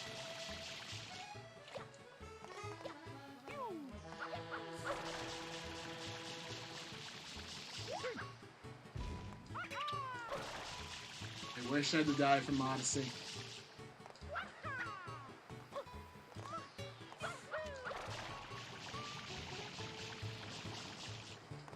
That would have been it too, probably.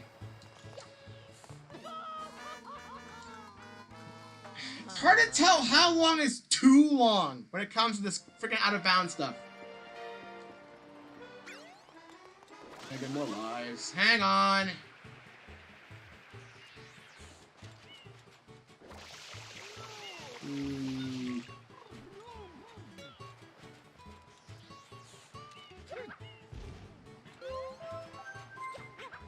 Great. Life. Out.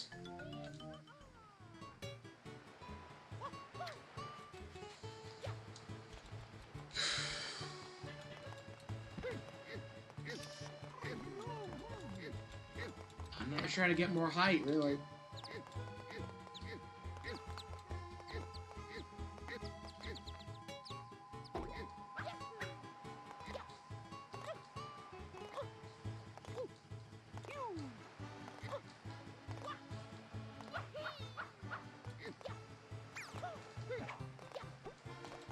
jumped up.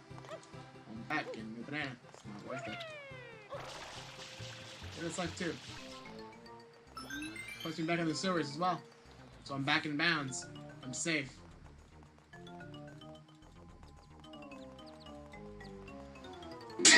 Sorry, I'm allergic to bullshit, apparently.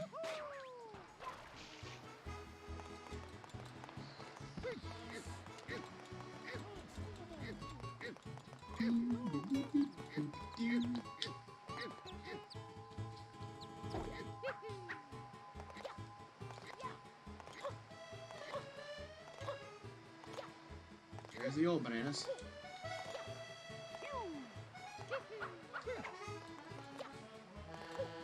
They made it up this time.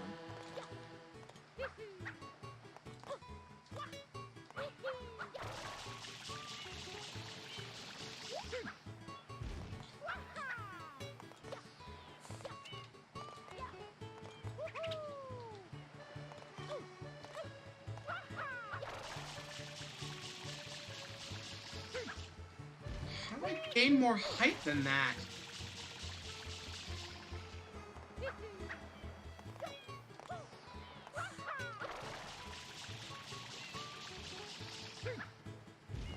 I wish I could dive. Like, can I dive that?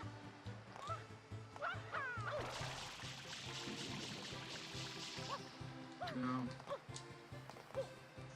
But the dive in Odyssey gives you a bit more height, I think. Comparison to this.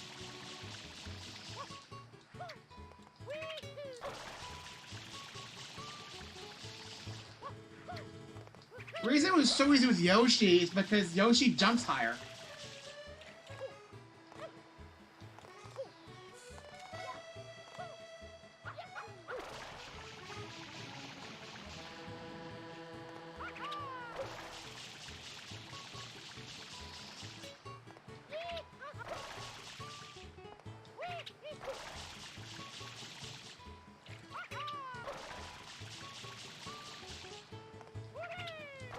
Give me the sewer, please.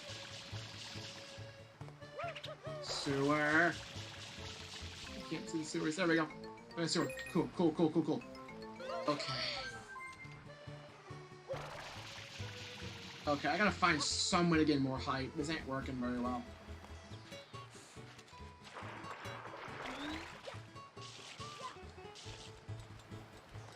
I've done the clip before, but I forgot how I gained enough height to get out.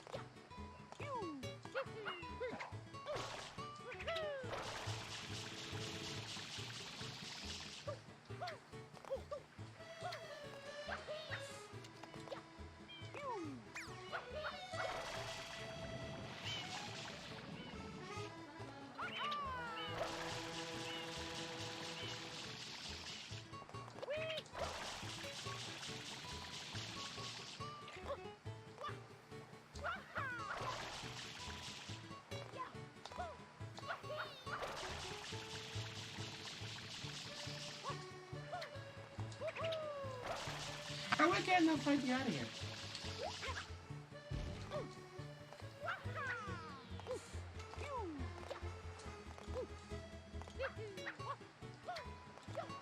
Get back in the sewers.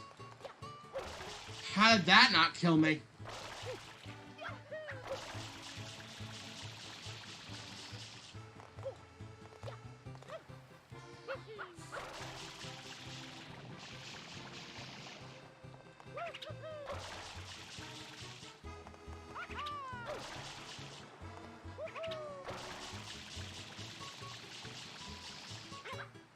How do I get more height to get out? Yeah, come in. How do I get enough height? I swear I've done this before, but I don't know how I get enough height for it. You don't think I could actually get the bananas down there, get back out, get Yoshi, clip in, use him to jump out, grab the bananas, get over there, and get the coin fast enough, dude? It might be possible. I'd be cutting it really close, and I had to keep Yoshi pretty close to me at all times, so that way I don't mess up too much. But it actually might be a good idea. I didn't do that before. But there's an idea. It came. Actual somewhat okay plan. I just gotta hope Yoshi doesn't fucking dry up, or the banana I throw down there despawns before it's too late. So I can use those sewers to get out. It's like a little puzzle I'm doing. So I want to keep Yoshi like... That's the wrong button.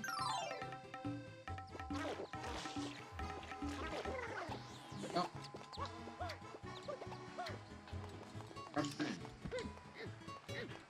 Wonder throw the banana in range, then go into sewers to get out. That means Yoshi's killing himself. Just wait. That means Yoshi's gonna be no problem.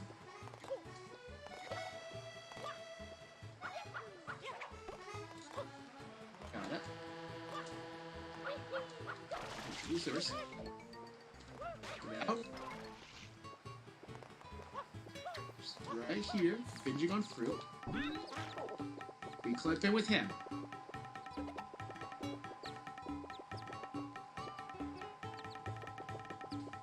We clip it with him.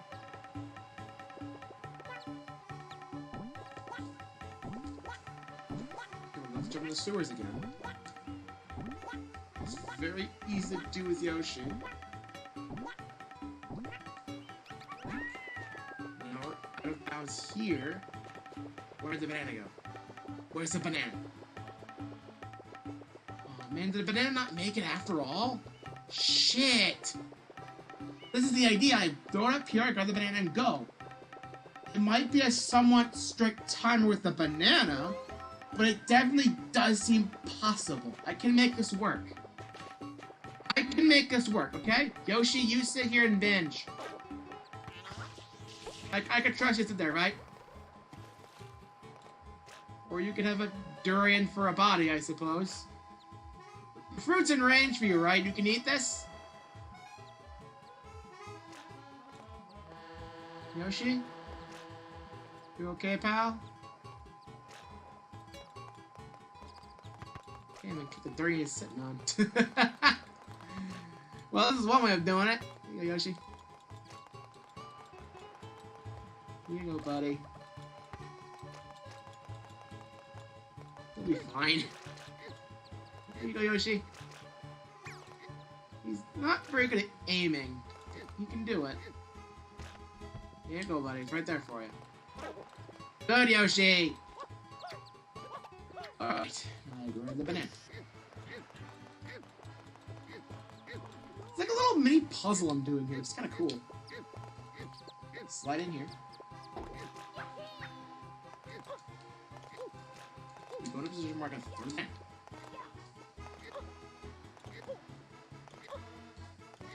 I'm not going that way. This was where I want to go. I get this oriented so fast down here. 3, eat it. Not here anymore. Quickly, get to a sewer. Right by one. Good. Quickly get to Yoshi. Took a long way. Shit. Get to Yoshi. Still here trying to binge. Here we go. Flip back onto Yoshi. Flip out of bounds with Yoshi. It's the bananas. Oh, sewers by accident. Don't die either. I thought it's inconsistent how long the timer is before you die. But there's the idea.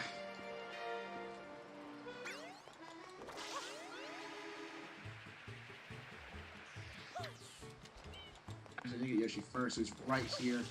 The closer Yoshi is to the clip-in point, the easier it's going to be for me to actually clip in with Yoshi and actually still have time to get to the bananas. It's a coconut banana. Alright, buddy. Lip, boing, and coconut. Okay, usually somewhat close to the clip-in point. This is taking longer than the fucking gelato thing in terms of the stream's length. Wow. I'm being kind of smart with this. A stupid kind of smart, but smart nonetheless. Here you go, Yoshi. Have fun. There you go, Yoshi 8. That means Yoshi's in range. So now he's purple. He had Durian. We're good. We slide it.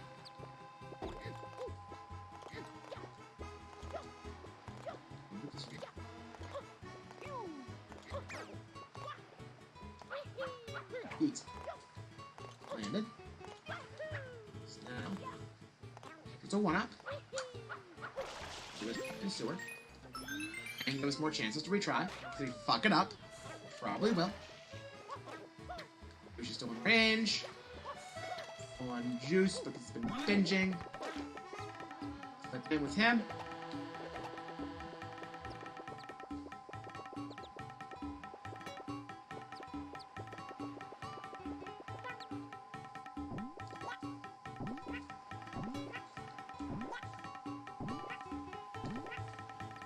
It's right on the bed. Not much.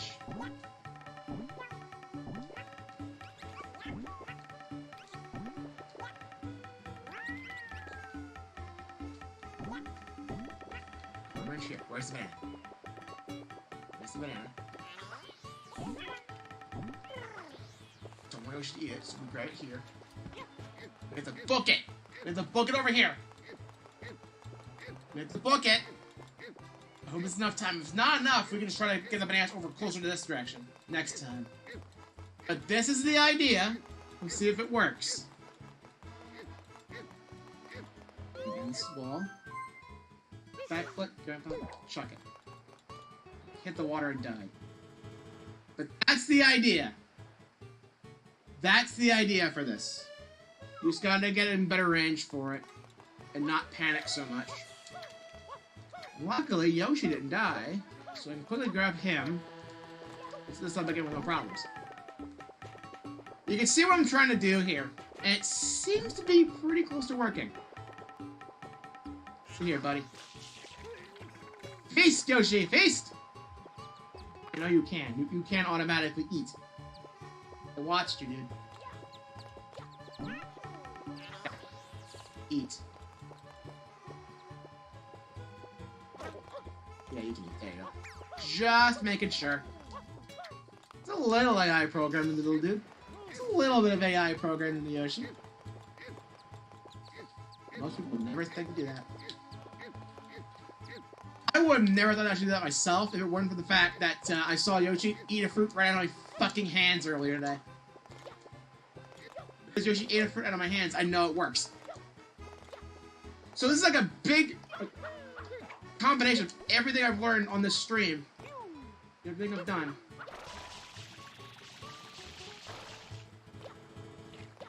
Look at new bananas. It's not safe down here.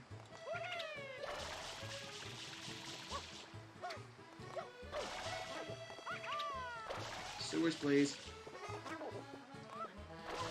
Sewers, please. Cool. She's still eating, which means he'll have plenty of juice, which means he won't die out on me here. I'm playing smart. I have good ideas sometimes. I know what I'm doing. Look at Yoshi go. Keep going, buddy.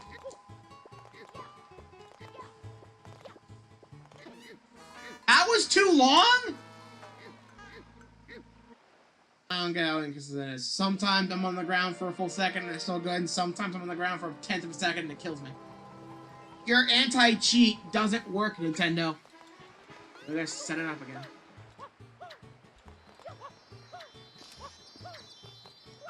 What do you want? Bananas. Interesting selection. So you're gonna be eating fucking durians in a bit. Picky. Whoa! The bananas are currently in the tree. I shall yank them from the trunk.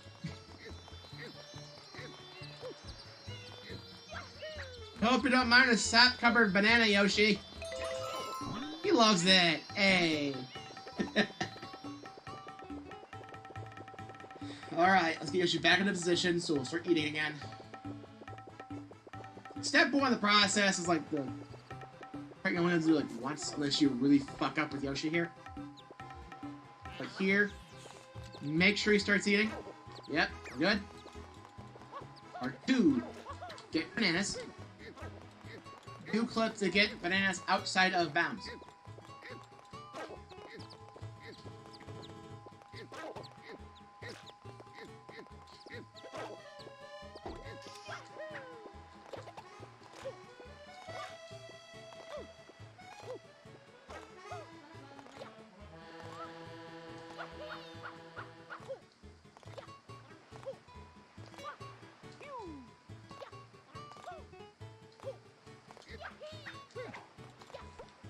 Missed. Go in a sewer. Get a new banana. So going too far right kind of locks me in a weird position here. It's not really advantageous. But it's very easy to go back because Yoshi's still in position, still eating, so he's still fine. And we can just get out and get a new banana if nothing happened. So this is actually kind of helping.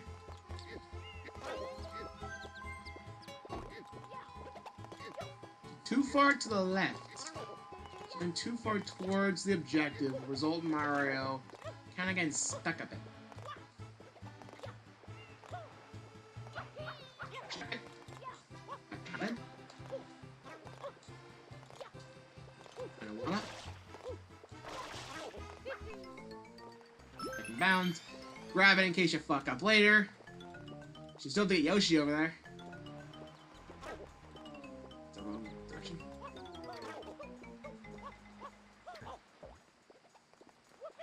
Wasting time. I'm subconscious here. She's full. Let's go.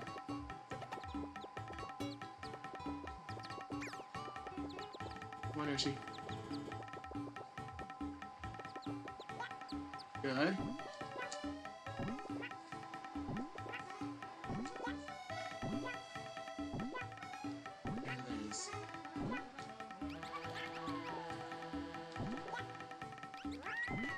Good. Go. Yoshi. Grab the bananas. Now we're properly set up. Now I just gotta do the clip. This is gonna be the last chunk. Limited time here because the bananas are gonna run out in a second now. It didn't ground pound me. Okay. Try that again. Grab Yoshi. Get back into position. This is a very complicated way of doing this. If you're not really good with Mario Sunshine's controls, like me, it's a good way of getting this to actually work. It's not the pre-Peach method of doing it, because pre-Peach doesn't have Yoshi, but you know what? If you just want to fuck around, it's fun. You can do this, it's fun. Yoshi can go back to binging on his durians, and I can go back to, flipping shit out of bounds again. There we go.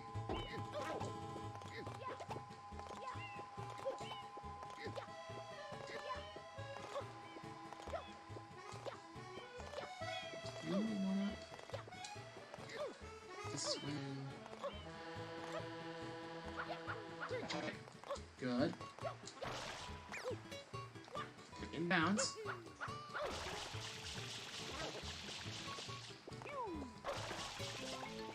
Good. Then, while inbounds, the sewer, get Yoshi. Good. Flip Yoshi out of bounds.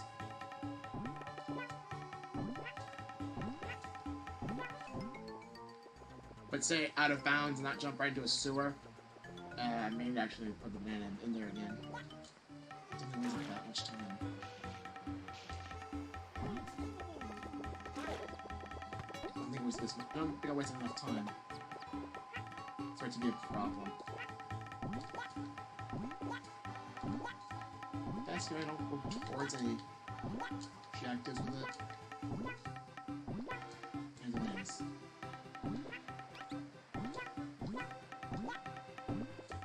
good. Get off Yoshi. Advance. Okay. Backflip, ground pound. Backflip, ground pound. Position. Back.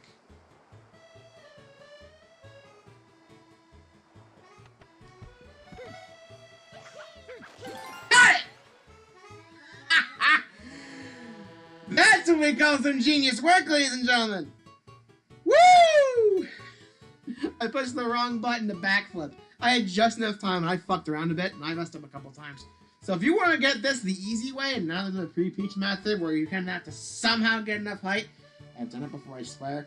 I have a pre-peach file, dude. Which has all 40 blue coins in it. But, well, that's how you do it. I freaking did it. It took a half hour. And now, Mario is now kind of stuck in here. Since he's back in bounds, he's kind of just trapped inside this pillar now. There's no actual way to get him out. He's just kind of stuck in here.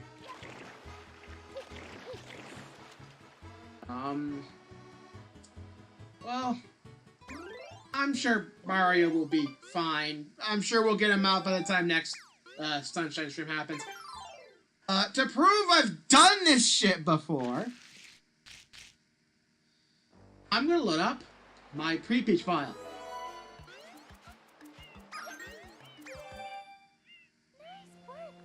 As you can see, 23 shines, and it loads up this cutscene here. This is signal enough you're still in pre-peach, even when loading a save file. I'm not supposed to have this many shine sprays while loading a save file. And I have not modded my Switch. I have not inserted a save state into this game. This is unmodified. No cheat. Just going in. Also kind of funny, we're in part 2 and we're watching the fucking opening cutscene. We're in part 2 of this. Fucking 3 hours in stream after another 5-hour session prior, and we're watching this cutscene again. It's so weird. Unfortunately, you cannot skip it, but this should prove that I am in pre-peach in this state. I am in pre-peach in this state. It's gonna look kind of funny. And you'll be able to see that I'm missing a couple things, because you can only get, I think the maximum is 25 shines and 40 blue coins you can get in pre-peach. I got all the blue coins, one of which being the blue coin I showed off at the end of the stream today. You can get a decent chunk in Piano Village, as well as like everything up through like. Actually, it might be fucking everything up until. Shit, how far can you go in Piano Village before the game says no, you can't do it anymore? Because you can do the Yoshi skip to get both of the shines there in the Chuckster level. I think you can actually get a large majority of shit. You might be able to fully, not fully complete. You can't get like the bees and stuff. You can't get all the blue coins, but I think you're able to get a large majority of the shines there, if not all of them, without Yoshi. Because Yoshi, I think, only really matters in the secret level, and you can just skip Yoshi there. And then there's a lot of the shines and blue coins I showed off before, where you like get the guy who's on fire stuck in the goop, and he gives you the coin for saving him. Even though it's your fault that he's in there in the first place. There's that coin I clipped into at the end of the stream that you normally are able to jump like high enough in order to get out of bounds with the banana, but I don't remember how I did it, and I don't want to spend another like 3 hours experimenting with that again. So messing around and trying to do puzzle solving with Yoshi to get that during like normal game, it's fine. It's still wrong, and in a more like clever way than I guess this would be. Instead of like hoping and praying Mario Sunshine's merciful and gives you enough height to get out, you actually just use the mechanics of the game in order to get out, kind of like trading back and forth. And you just barely have enough time to do it if you don't fuck up too much. Honestly, it's kind of satisfying getting the blue coin that way. Like, you can't get out. You have to like save and exit your save if you want to get out of there, but like doing it that way is actually a lot more satisfying than doing the pre-peach method, I'll admit. Pre-peach, it's just what I was trying to do before. Get the bananas and then go out of bounds, and then somehow get back in bounds with the bananas, but I couldn't get high enough. And I struggled with that during pre-peach too, but I've done it. And I'll show that in a second here. But Doing it with that Yoshi method is actually a lot more fun, and it also means you don't have to worry about turbo nozzles. And technically, you might not have to do... That also may be a hoverless way of doing it, too, because... Like... Yeah... Floodless... Actually, that might be a floodless way of doing it. Because hoverless would just be turbo nozzle, like... I think... All of that I could technically do without flood if I was just good at positioning myself to get back in the sewers. I just couldn't really do a good job of getting myself back in the sewers after a while.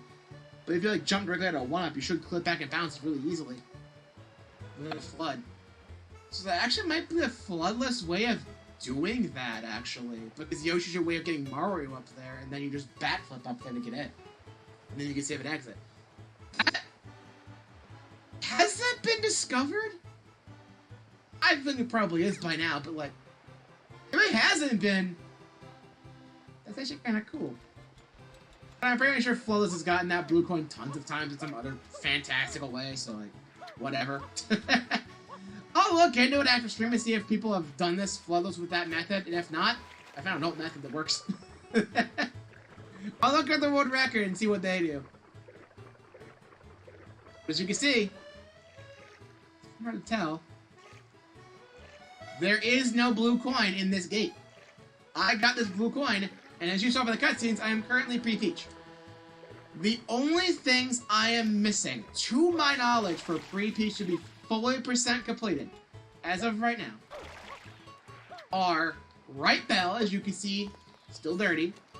I can clean it, but I can't quite reach the shine at the top. And the lighthouse brick. Hard to see from this angle.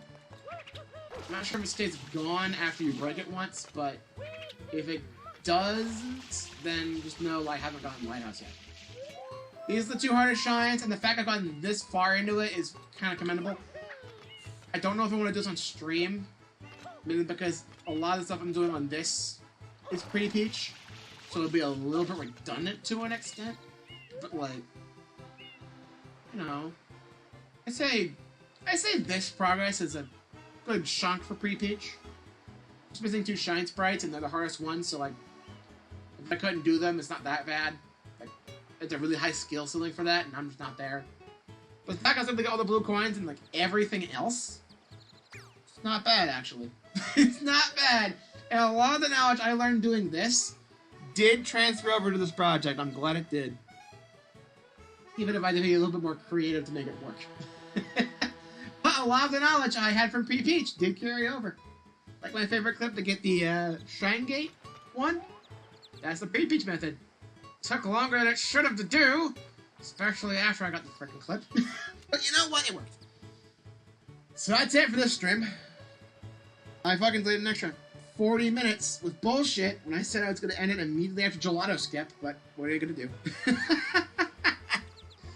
Ladies and gentlemen, it's been fun.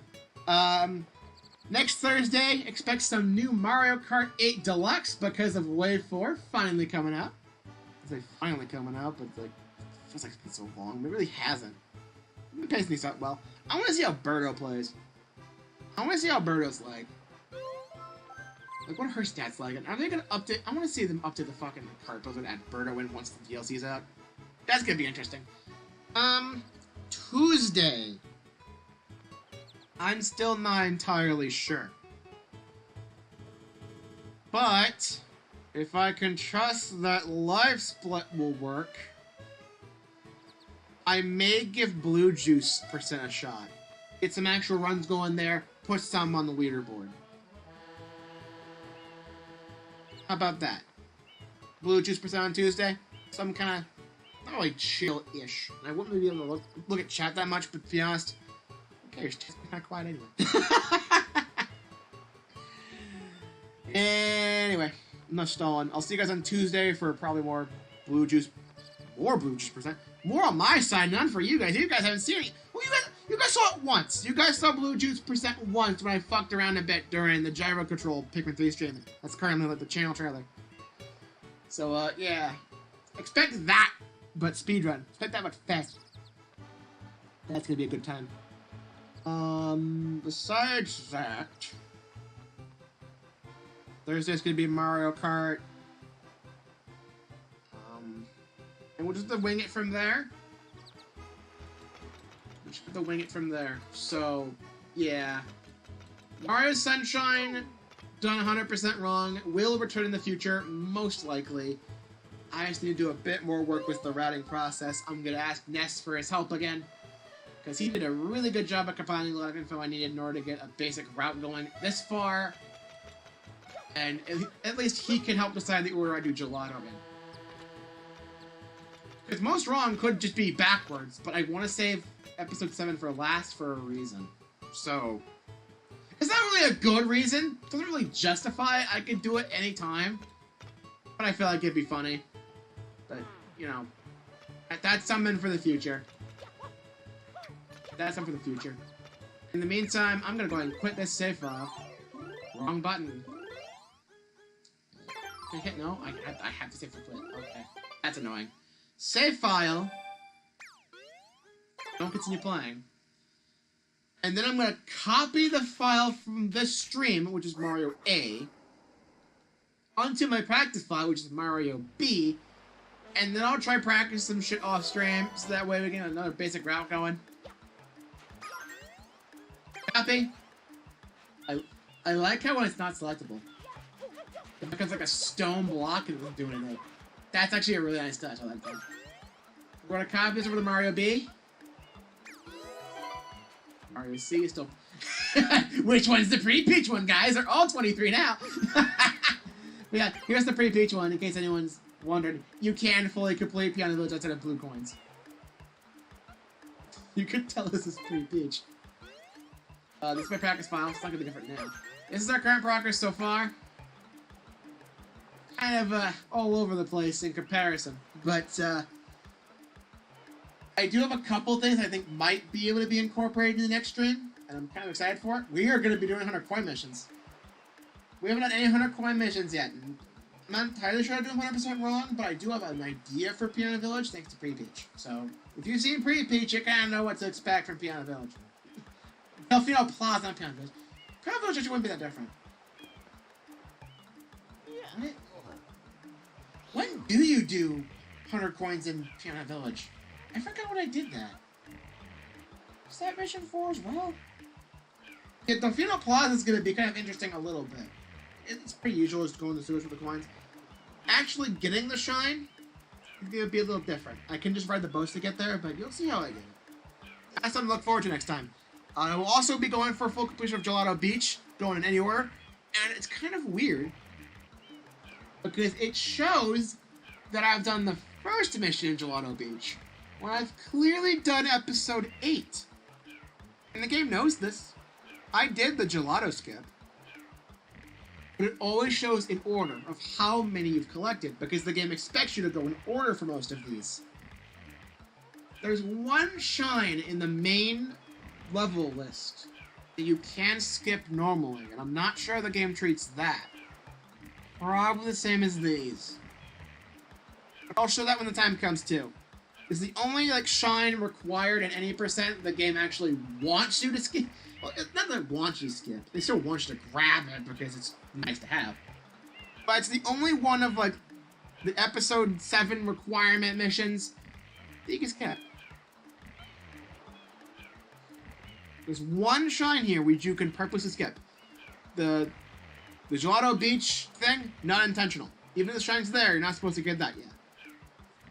They don't expect you to grab that. So that's a whole separate thing entirely. But there's one they actively are okay with you skipping. I'm not sure how they put this in the map here. I'm gonna guess they're gonna leave one, or actually leave 2 holes open because you don't do 8 and you don't do one of the missions. So it would probably just be 6 in a row, kind of like Piano Village is the next one right now. Kind of weird to think about. I'll have to look into that a bit. I don't know. That'll be a later point in the route. I'm gonna say that towards the very end. Because I want to show the more cool things about this game first. But what? I'm not sure. I'm going to look for advice. If you're watching this and you've gotten this far in the VOD, thank you. I'm surprised you have. You probably clicked off when I started freaking closing that stream, thinking oh, it's going to be stream end thing, it's not important. If you're here and you're watching this VOD, if there's any sort of like special cool little thing you want to see in this that I haven't done yet, please let me know in the comments below. No like goals or anything. Clearly I didn't go well with Sonic Frontiers, so I honestly did that a bit on purpose because I didn't want people hitting me. I don't want to play Sonic Forces again. But I guess the offer will still stand when I do more Sonic Frontiers streams in the future when each DLC wave comes out, so like, to be honest, to be a little bit honest, let's just say that, yeah, that offer is still going to stand. I need to update the number on it currently, but it'll still stand. Plus, I made a promise to Wanye that if I can get my Wii U all cleaned up and ready to go, which I recently found it when I was cleaning out some stuff in a closet at the old house. We're still trying to move shit over. It's slow mainly because of Mom. Her legs aren't great. But, we found the Wii U. Brought it over. It's a fucking dirty mess, so I'm gonna clean that out. And if I can get that to work and if I can find a Wii remote and gamepad and stuff, if I find my fucking like, Wii remote and gamepad and all that sort of stuff, I promised Wanya I would play Sonic Boom Rise of Lyric on stream. And that's not going to be a light goal thing, that's just going to happen. I promise you I will be playing Sonic Boom Rise of Lyric on this channel at some point. I'm not entirely sure when, it just depends on how long it takes for me to get the Wii U all set up and ready to go again. It could be any time. You never know. So, in the future, Sonic Boom. I've actually never, like, fully played the game. I remember I played a bit of tutorial area, and it was really freaking awkward. The spin did something kind of weird, and I didn't like it, and I just stopped playing it there. Then I came back to it after I got started writing. I'm like, I want to see how much you can break it. Turns out I could break it a lot, because right at the tutorial area, right as the cutscene starts, where Sonic Company get kind of ensnared by the enter beam type thing, when that cutscene started, the entire fucking Wii U crashed, and I never played the game again. It's like, now please, you spare me before spare me again! And you just quit. So, hopefully that doesn't happen again. Also, I gotta look into how to uninstall the fucking update patch, because by now, it definitely has updated to remove the infinite jump thing. I could just play it straight and try to play it as all the way through as it's supposed to, in quotes. But it also would be fun to kind of break it, kind of like I'm doing with Sunshine, so I'm conflicted. I'm conflicted, man. I know how to delete update data on Switch. I don't know how similar it is for Wii U, and I have not touched my Wii U in years, so that whole experience is gonna be a new thing. Man, it's been so long. Anyway, I'll be seeing you guys. I've been delaying this long enough. See you guys on Tuesday for some Pikmin 3 Blue Juice %. We're gonna get some on the leaderboards, baby. I'm actually gonna be on a speedrun leaderboard. Let's go. See you guys.